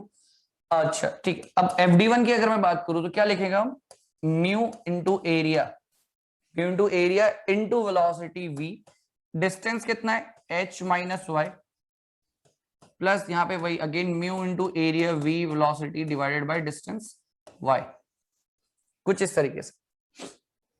तो ये टोटल ड्रैग फोर्स हमने लिख लिया बेसिकली। अब अगर आप यहां पे देखोगे चीजें, ठीक है, ये बात समझ में आई। अब क्वेश्चन पॉसिबिलिटी, यहाँ पे दो और पॉसिबिलिटीज बन सकती है, मतलब क्वेश्चन को और डिफरेंट हम कर सकते हैं। अब अगर मैं अज्यूम करूं प्लेट के ऊपर दूसरा फ्लूइड है, नीचे दूसरा फ्लूइड है, ये अज्यूम कर लू, लेट सपोज ऐसा अज्यूम कर लिया जाए। अभी मैं लेट सपोज ये मान के चल रहा हूं कि सेम फ्लूइड है तो विस्कोसिटी सेम रहेगा मी, बट अगर मैं ये अज्यूम कर लूं कि विस्कोसिटी डिफरेंट है, ऊपर डिफरेंट फ्लूइड है, नीचे डिफरेंट फ्लूइड है, इस तरीके से मैं अज्यूम कर लूं, ठीक है। तो क्या अज्यूम कर लूं कि यहाँ पे लेट सपोज μ1 है और यहाँ पे μ2 है, ये अज्यूम कर लूं। अगर सेम मानूंगा तो फिर तो कोई दिक्कत ही नहीं है, ठीक है, फिर तो कोई दिक्कत नहीं है। अगर मैंने डिफरेंट माना है तो डेफिनेटली मुझे कंसीडर करना पड़ेगा, तो μ1 ऊपर μ2 नीचे, ठीक है, इस तरीके से। तो ये इसको मैं 1 लिख लेता हूं, इसको 2 लिख लेता हूं। अगर सिंपल एक ही है तो फिर तो कोई दिक्कत नहीं, डायरेक्टली वो कॉमन आ जाएगा। बट अब यहाँ पे क्या होगा, कॉमन में क्या लिख सकता हूँ, यहाँ पे वेलोसिटी इंटू एरिया ए, ठीक है। तो यहाँ पे आपका बचेगा μ1 divided by h minus y plus μ2 divided by y, सिर्फ ये चीज बचने वाली है। v और इंटू एरिया ए, वो कांस्टेंट है, एरिया तो कांस्टेंट होगा, प्लेट का जो बॉटम एरिया टॉप एरिया तो कांस्टेंट रहना है। शेयरिंग एरिया, जो शेयरिंग एरिया है वो तो कांस्टेंट रहेगा, फ्लो के वो पैरेलल है वाला एरिया, और ये जो सामने वाला था जिससे प्रेशर ड्रैग लगता है, परपेंडिकुलर जो एरिया होगा, ठीक है। आपका फ्लो है, देखो ये फ्लो का डायरेक्शन है, फ्लो के डायरेक्शन के लिए जो परपेंडिकुलर एरिया है वहां पे प्रेशर ड्रैग, बट फ्लो के जो पैरेलल एरिया होगा दैट मींस ये वाला एरिया, तो वो वहां पे हमेशा शेयर ड्रैग लगेगा। परपेंडिकुलर एरिया जहां भी दिखेगा प्रेशर ड्रैग, पैरेलल एरिया जहां दिखेगा शेयर ड्रैग, सिंपल। तो ये रिलेशन आता है, ये टोटल ड्रैग फोर्स। अब जनरली क्वेश्चन यहाँ पे एक चीज पूछी जाती है, कई बार पूछा है पीएसयूज ऑब्जेक्ट में पूछा है, पीएससी में भी पूछा है कई बार, कि जो ड्रैग फोर्स आया है प्लेट को किस पर्टिकुलर पोजीशन पे रखें कि सो दैट आपका मिनिमम ड्रैग हो। प्लेट को किस पोजीशन पे रखें सो दैट मिनिमम ड्रैग देखने को मिले। अब मिनिमम ड्रैग की बात हो रही है तो पहले हम ये तो देख लें कि ड्रैग किस किस वेरिएबल्स पर डिपेंडेंट है, कौन कौन से पैरामीटर्स है जिस पर डिपेंड कर रहा है। तो अब यहां से ध्यान से देखोगे तो मोस्ट इंपॉर्टेंट कौन सा वेरिएबल है जिस पर डिपेंड कर रहा है, velocity constant, area constant, viscosity is constant, mu one mu two constant. Variable सिर्फ यहां पे है y, वेरिएबल क्या है y। तो ये इकलौता वेरिएबल है। तो अगर मुझे ड्रैग फोर्स का मिनिमम वैल्यू कैलकुलेट करना है तो मैं क्या करूंगा, सिंपली ड्रैग फोर्स को डिफरेंशिएट करूंगा with respect to y, equals to 0 put करेंगे, वहां से y का एक रिलेशन मिलके आएगा एंड उस पर्टिकुलर y की वैल्यू पे ड्रैग फोर्स मुझे बेसिकली मिनिमम मिलने वाला है। सिंपल मैथमेटिक्स वाला पार्ट, यहां तक कंसेप्चुअल चीज है, इसके बाद जस्ट मैथमेटिक्स है। भाई दिख रहा है कि y ही एक लौता पैरामीटर है जिस पर डिपेंडेंट है, क्योंकि बाकी सारे पैरामीटर्स को आप चेंज नहीं कर सकते हो। वेलोसिटी, एरिया, विस्कोसिटी इसको चेंज नहीं कर सकते, चेंज क्या होगा, सिर्फ y डिस्टेंस। अब y वेरिएबल है तो सिंपली आप क्या करोगे, डिफरेंशिएट करोगे for the minimum drag force, ऐसा हम लिख लेते हैं, फॉर मिनिमम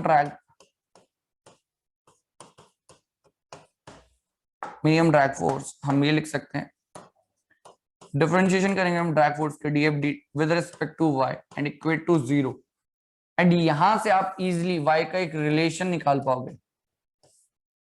ठीक है, यहां से आप y का एक रिलेशन निकाल पाओगे। ठीक है, करेक्ट, नोट करो सर फटाफट एंड डिफरेंशिएट करके निकालो जरा क्या रिलेशन आने वाला है, बहुत क्विकली। जस्ट मैथमेटिक्स वाला पार्ट है, फटाफट कैलकुलेट करो और रिलेशन को ना याद रख लेना किसके पॉइंट ऑफ व्यू से, इंजीनियरिंग सर्विसेज के पॉइंट ऑफ व्यू से, और जो पीएसयू के एग्जाम होते हैं उसके रेस्पेक्ट में आप चीजें याद कर सकते हो। बाकी गेट में ऐसा याद करने का जरूरत नहीं, क्वेश्चन आएगा तो हम डायरेक्ट सॉल्व करेंगे। हाँ, बट इंजीनियरिंग सर्विसेज और पीएसयूज वाले जो एग्जाम्स होते हैं, कोई भी पीएसयू, अभी आपने देखा शायद एचएएल का फॉर्म आया था, शायद आप लोगों ने भरा भी होगा, उन सब पीएसयूज में डायरेक्टली क्वेश्चंस पूछे जाते हैं। यूजी वेनल का एक पोस्ट आया, यूपीसीएल, ये सब चीजें, तो वहां पे ये जनरली पूछ लेते हैं। गेट में यही इसी पे क्वेश्चन बना के दे देंगे आपको डायरेक्ट न्यूमेरिकल।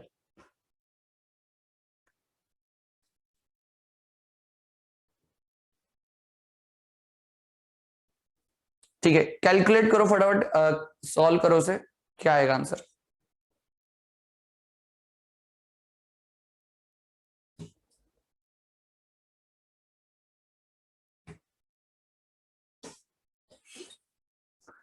ठीक है, तो यहां से बेसिकली जो हमें मिलेगा वाई, लोकेशन मिल जाएगा।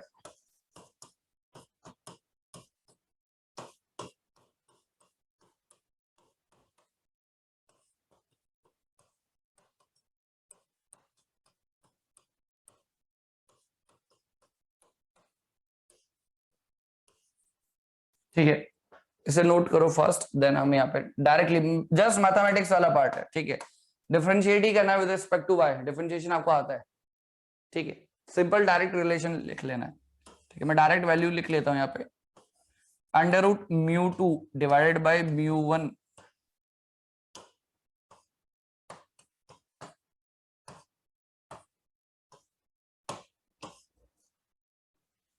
ऐसा कुछ आपको रिलेशन देखने को मिलेगा।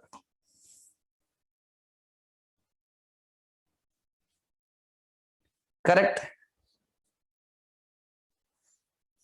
ये आ रहा है कि नहीं आ रहा है रिलेशन, चेक कर लो एक बार, ये रिलेशन आ रहा है कि नहीं आ रहा है। और इंजीनियरिंग सर्विसेज पीएसयूज में डायरेक्टली ये वैल्यू याद रख लेना। ठीक है, अगर न्यूमेरिकल आया आपको डायरेक्ट फॉर्मूला ये याद है तो आप इजीली सॉल्व भी कर पाओगे, आपको ये सब कैलकुलेशन की जरूरत पड़ेगी नहीं। ठीक है, बट आपको again get point of view से फॉर्मूले तो इंपॉर्टेंट है ही, बट साथ साथ कंसेप्ट भी इंपॉर्टेंट है, क्योंकि बीच में कोई भी चीजें चेंज करके आपको पूछा जा सकता है। ऐसा कभी मुश्किल ही ऐसा क्वेश्चन देगा जिसमें डायरेक्टली फॉर्मूला अप्लाई हो जाए।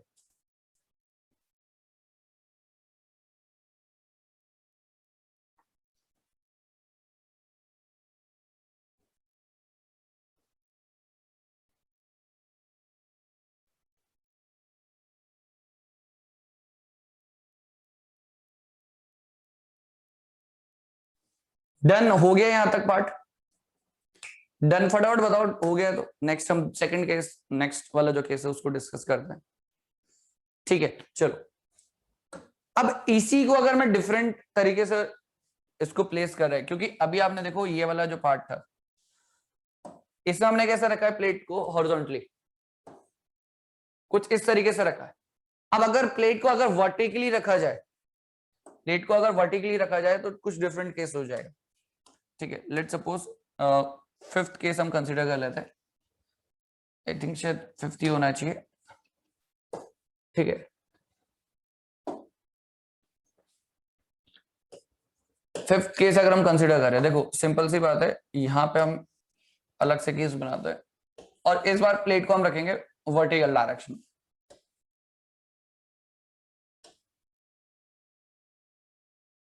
ठीक है, इस तरीके से, और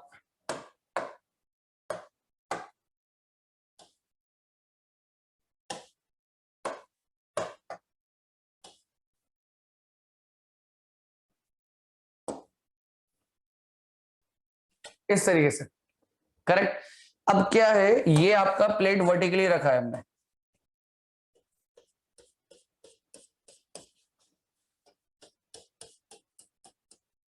इस तरीके से, सेम चीज है बस ओरिएंटेशन बदल दी है। अब अगेन लेट सपोज प्लेट ही आपका अपवर्ड जा रहा है, अपवर्ड डाउनवर्ड दोनों जा सकता है, दोनों का एनालिसिस आपको करना है, अपवर्ड डाउनवर्ड कैसे भी जा सकता है। ठीक है, अपवर्ड जाए डाउनवर्ड जाए, बस डिफरेंस कहाँ आने वाला है। लेट सपोज अगर ये जा रहा है अपवर्ड, लेट सपोज प्लेट आपका मूव कर रहा है अपवर्ड, लेट सपोज प्लेट का मूवमेंट है अपवर्ड्स v मीटर पर second, drag forces downward, correct. ये बात तो बहुत सिंपल है, ड्रैग फोर्सेस डाउनवर्ड।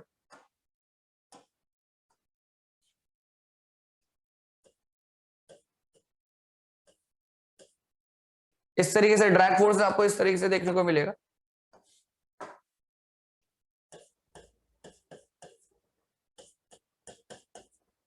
करेक्ट, इसका खुद का वेट, इसका वेट भी डाउनवर्ड एक्ट करेगा, इसका वेट भी तो डाउनवर्ड एक्ट करेगा कि नहीं करेगा, सिंपल सी बात है। देखो इसका वेट जो होगा, इसका वेट भी डाउनवर्ड एक्ट करेगा, तो टोटल जो रेजिस्टेंस देखने को मिला हमें, drag forces and the weight, drag forces and the weight, ये हमें कंसीडर करने को मिला। और भी कोई फोर्स है जो हमें कंसीडर करना चाहिए, और भी कोई फोर्स है जिसको हमें कंसीडर करना चाहिए, क्योंकि मैंने ड्रैग फोर्स तो लिख दिया है, वेट भी लिख दिया है, और भी कोई फोर्स है जिसको हमें कंसीडर करना चाहिए। क्योंकि बेसिकली हम जब तक इन सारे फोर्सेस को बैलेंस नहीं कर लेंगे तब तक वेलोसिटी v वेलोसिटी से मूव करेगा नहीं। Satyarth, buoyancy forces, yes exactly, बिल्कुल correct.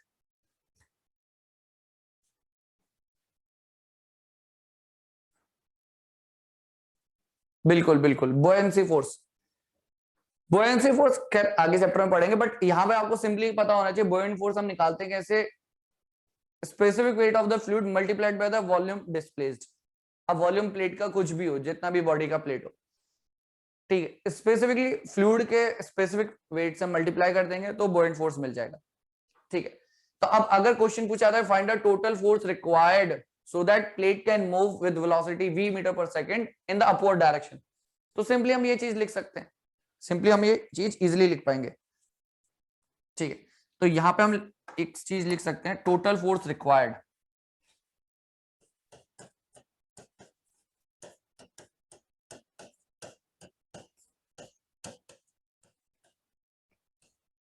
Total force required, total force required की अगर हम बात करें,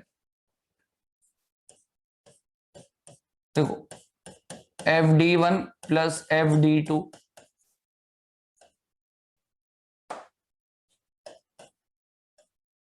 ठीक है, प्लस वेट,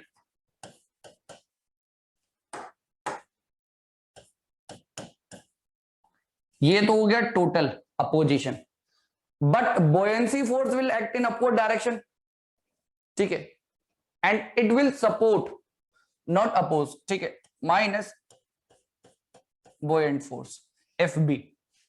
तो buoyant फोर्स आपको बेसिकली पता है, specific weight of the fluid multiplied by the volume of fluid displaced. ये इंपॉर्टेंट रिलेशन आपको पता होना चाहिए,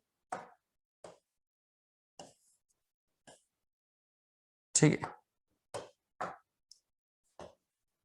ये क्या है, स्पेसिफिक वेट ऑफ फ्लूइड, ठीक है। ये क्या है, वॉल्यूम ऑफ फ्लूइड डिस्प्लेस,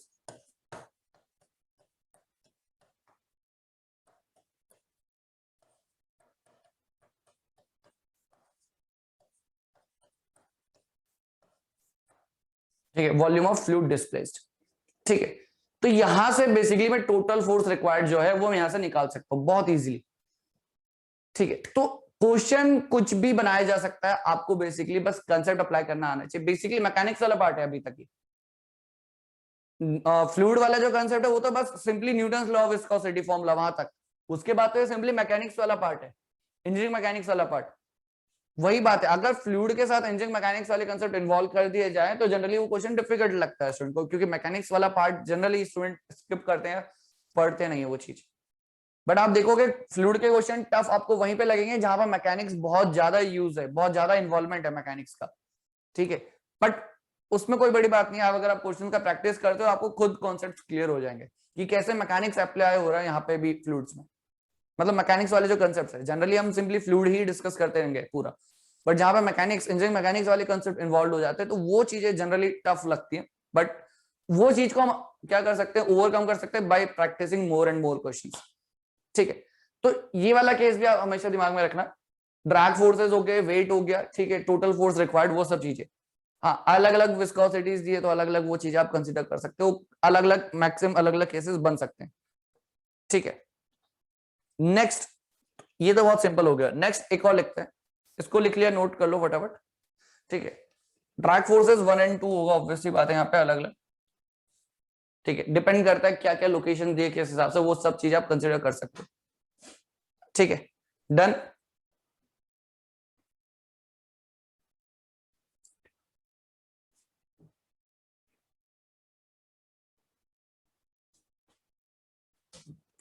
ठीक है, केसेस देखो, केसेस पढ़ना बहुत जरूरी है। एक बार केसेस पढ़ लेना उसके बाद आप एक तरफ से न्यूमेरिकल करना चालू करो, ठीक है, एक तरफ से। तो अभी पहले हम केसेस सारे कंसीडर कर रहे हैं विस्कोसिटी से रिलेटेड जितने पॉसिबल है, ठीक है, क्योंकि केसेस पढ़ना बहुत जरूरी है। जितने भी केसेस पॉसिबल है सारे केसेस आपको आने चाहिए, ठीक है। नेक्स्ट केस लिखना, इसके बाद आई थिंक शायद केस नंबर 6 होगा। केस इसमें नेक्स्ट केस लिखना cylindrical shaft, case number 6 cylindrical shaft,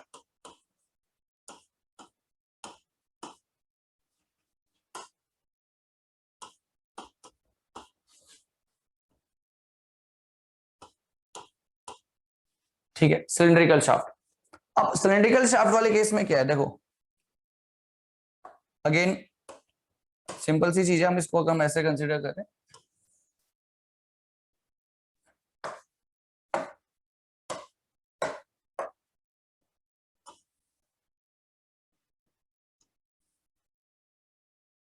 ठीक है।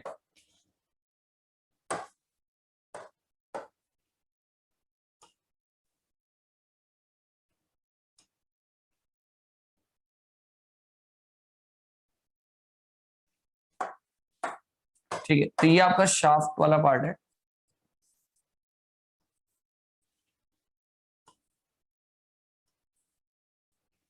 ठीक है।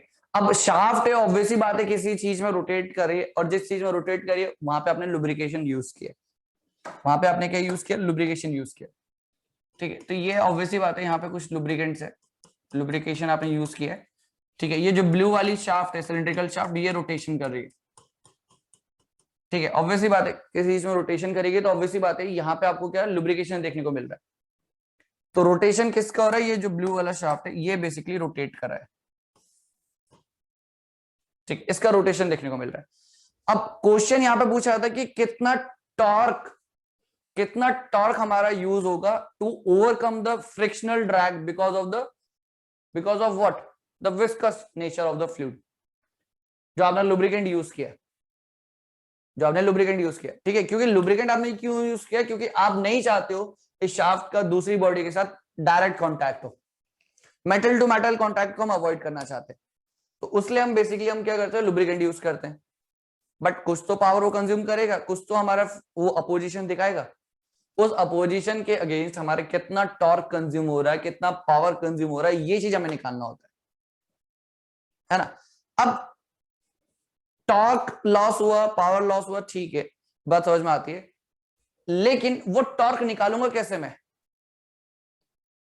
टॉर्क निकालूंगा कैसे जो हमारा बेसिकली लॉस हो रहा है यहाँ पे because of the viscous nature of the lubricant, ठीक है। लुब्रिकेंट जो है उसकी वजह से जो हमारा टॉर्क में लॉस हो रहा है, पावर लॉस, वो टॉर्क में निकालू कैसे, कोई बताएगा कैसे निकालेंगे उस टॉर्क को हम?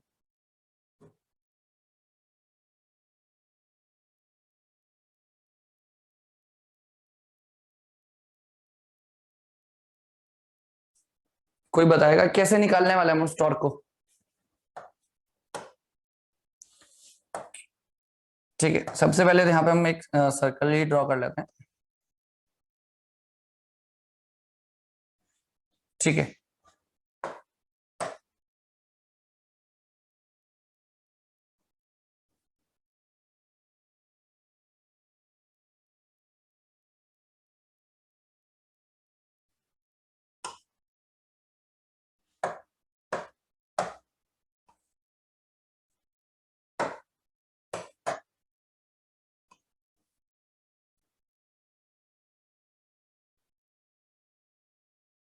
ठीक है, इस तरीके से हम इसे अभी जूम कर लेते हैं, ठीक है। तो आप सबसे पहले एक चीज देखो, ये चीज ये तो हो गया आपका डायमीटर D1 और ये डायमीटर हो गया आपका D2।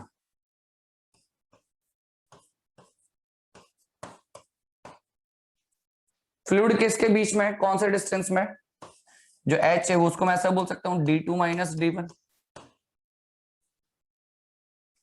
D2 माइनस D1, ये चीज लिख सकते हैं H।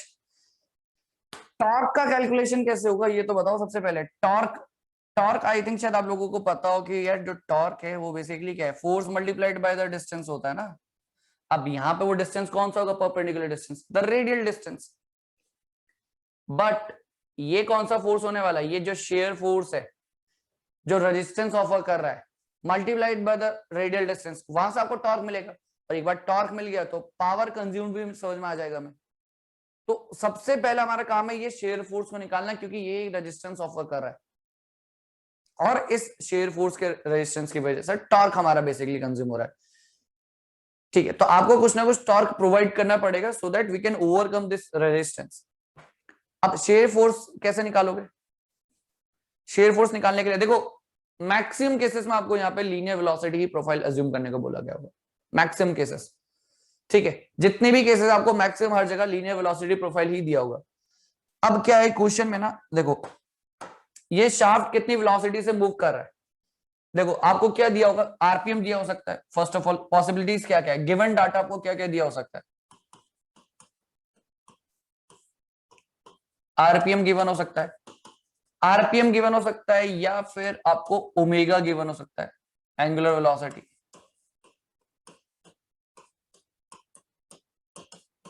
ठीक है। अगर आपको आरपीएम गिवन है तो आप ओमेगा निकाल सकते हो 2πn/60,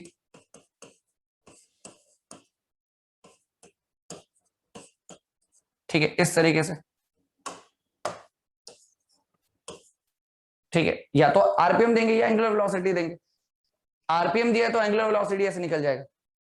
हमें जरूरत क्या है, हमें जरूरत इन दोनों की नहीं, हमें जरूरत है वेलोसिटी की, ठीक है। बिकॉज आपको पता होना चाहिए ये जो फॉर्मूला हमारे पास mu v/h, correct, which is equals to shear force divided by area, correct, ये चीज। अब वेलोसिटी कैसे निकालोगे, वेलोसिटी आपको पता होगा ये क्या हो जाएगा, r इंटू ओमेगा, ये चीज आपको पता है। सिलिंड्रिकल शाफ्ट जो है, ये जो रोटेशन कर रही है cylindrical shaft, omega velocity angular, तो आप आर ओमेगा से निकाल सकते हो। आर कौन सा कंसिडर करोगे? दिस वन, इसका रेडियस आर, ये आर की बात होगी, ठीक है। तो वेलोसिटी आर ओमेगा आपका पता चल गया, ओमेगा आप यहां से निकाल सकते हो डायरेक्ट। ओमेगा पता चला, वेलोसिटी निकल के आ गया।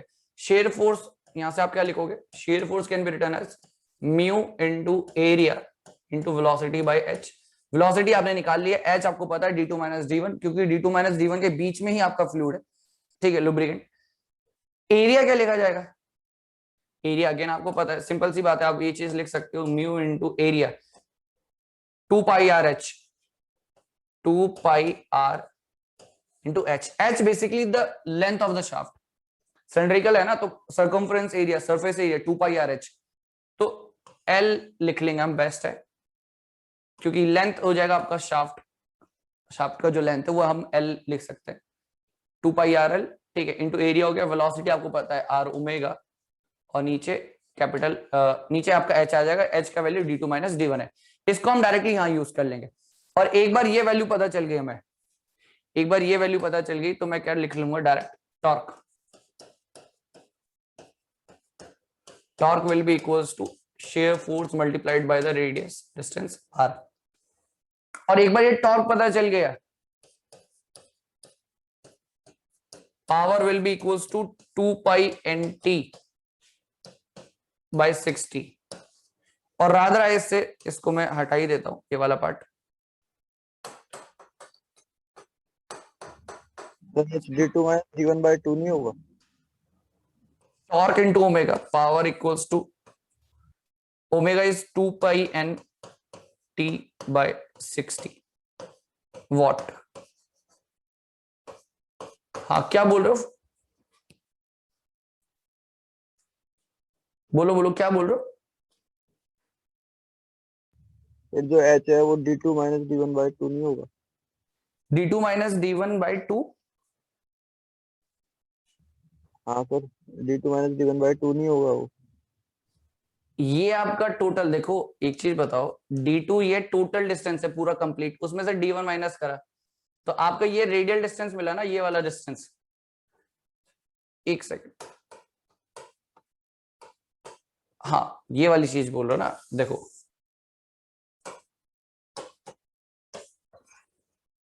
दिस इज d2, ठीक है, ये आपका d2 है। एंड अगर यहाँ पे एक छोटा सा हम बनाए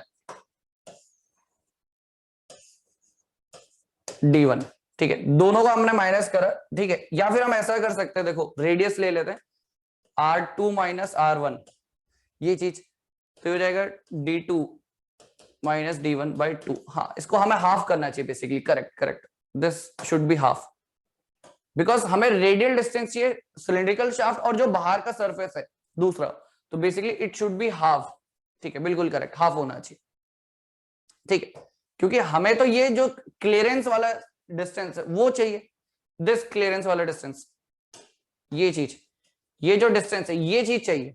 तो सिंपली हम ऐसा लिख लें, क्योंकि ये यहां से डिस्टेंस है आपके पास r1, और यहां से डिस्टेंस है ये वाला डिस्टेंस r2, तो r2 minus r1 basically d2 minus d1 by 2, वो चीज बिल्कुल करेक्ट। हाँ, ये चीज ऐसे होगा, बिल्कुल सही। तो ये चीज आपको पता चल गया, तो यहां से आप टॉर्क इजीली निकाल सकते हो,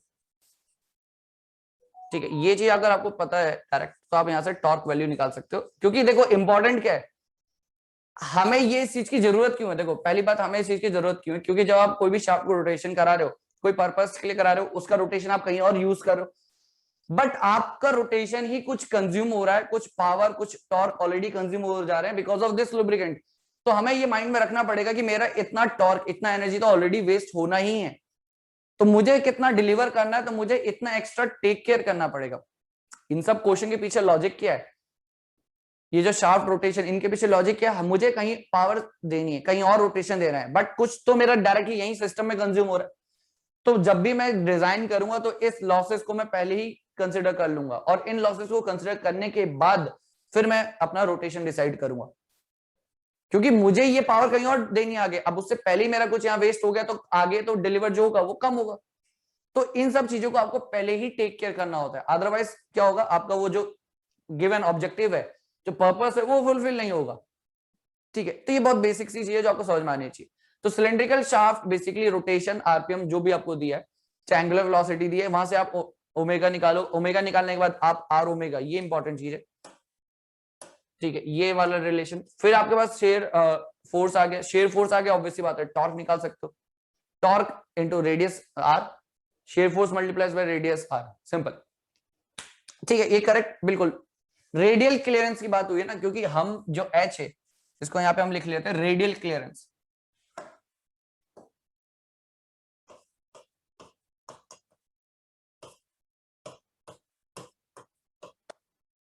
ठीक है, रेडियल क्लियरेंस, ठीक है, नोट करो सर फास्ट।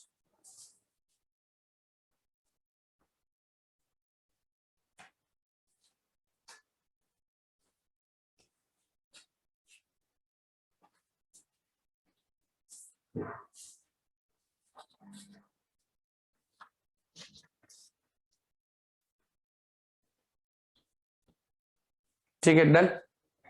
और यहाँ पे रेडियस टॉर्क जब लिखोगे तो इसमें तो आपको पता ही है, खैर ये R1 हो जाएगा, ठीक है। तो ये क्वेश्चंस ध्यान में रखना, क्योंकि ये पॉसिबिलिटीज हैं क्वेश्चन आने की। इंजीनियरिंग सर्विसेज में पूछा हुआ है, सिविल मैकेनिकल दोनों में, ठीक है। बाकी आप यहाँ से डायरेक्टली पावर निकाल सकते हो बहुत इजीली, ठीक है, डन।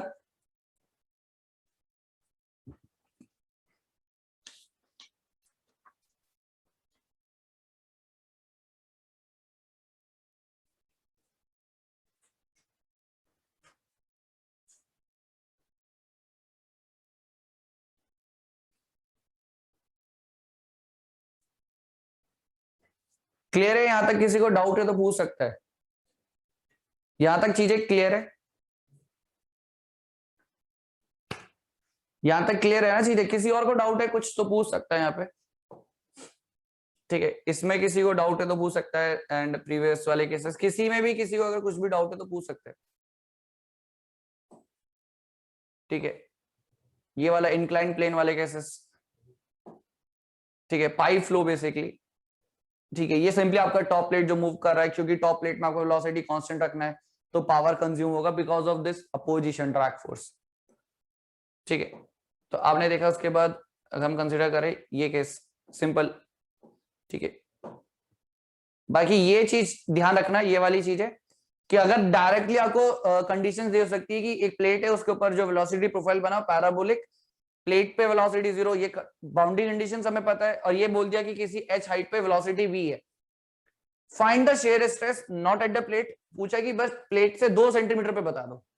बट ये सब कैलकुलेशन आप तो तभी कर पाओगे ना, लेकिन जब आपको ये पता हो, ये वाली इक्वेशन आपको निकालनी पड़ेगी, तब जाके आप कोई भी क्वेश्चन सॉल्व कर लोगे, चाहे वो कोई भी क्वेश्चन पूछो, ठीक है। ये हो गया। या फिर लीनियर वेलोसिटी प्रोफाइल की बात करी है, ये लीनियर वेलोसिटी प्रोफाइल की बात कर रहे हैं हम, चाहे, ठीक है, जो वेलोसिटी प्रोफाइल है, लीनियर वेलोसिटी प्रोफाइल,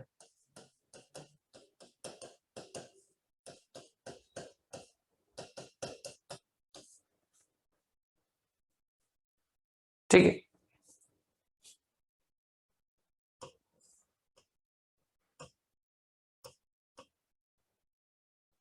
ठीक है, तो ये छोटी छोटी चीजें जो आपको दिमाग में रखनी,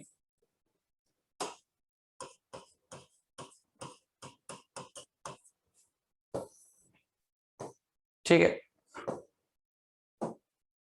बाकी ये वाला केस, जो ये वाला फॉर्मूला एप्लीकेबल है, ये वाला जो फॉर्मूला एप्लीकेबल है, आई थिंक इसको आपने डिराइव किया है कि नहीं किया है?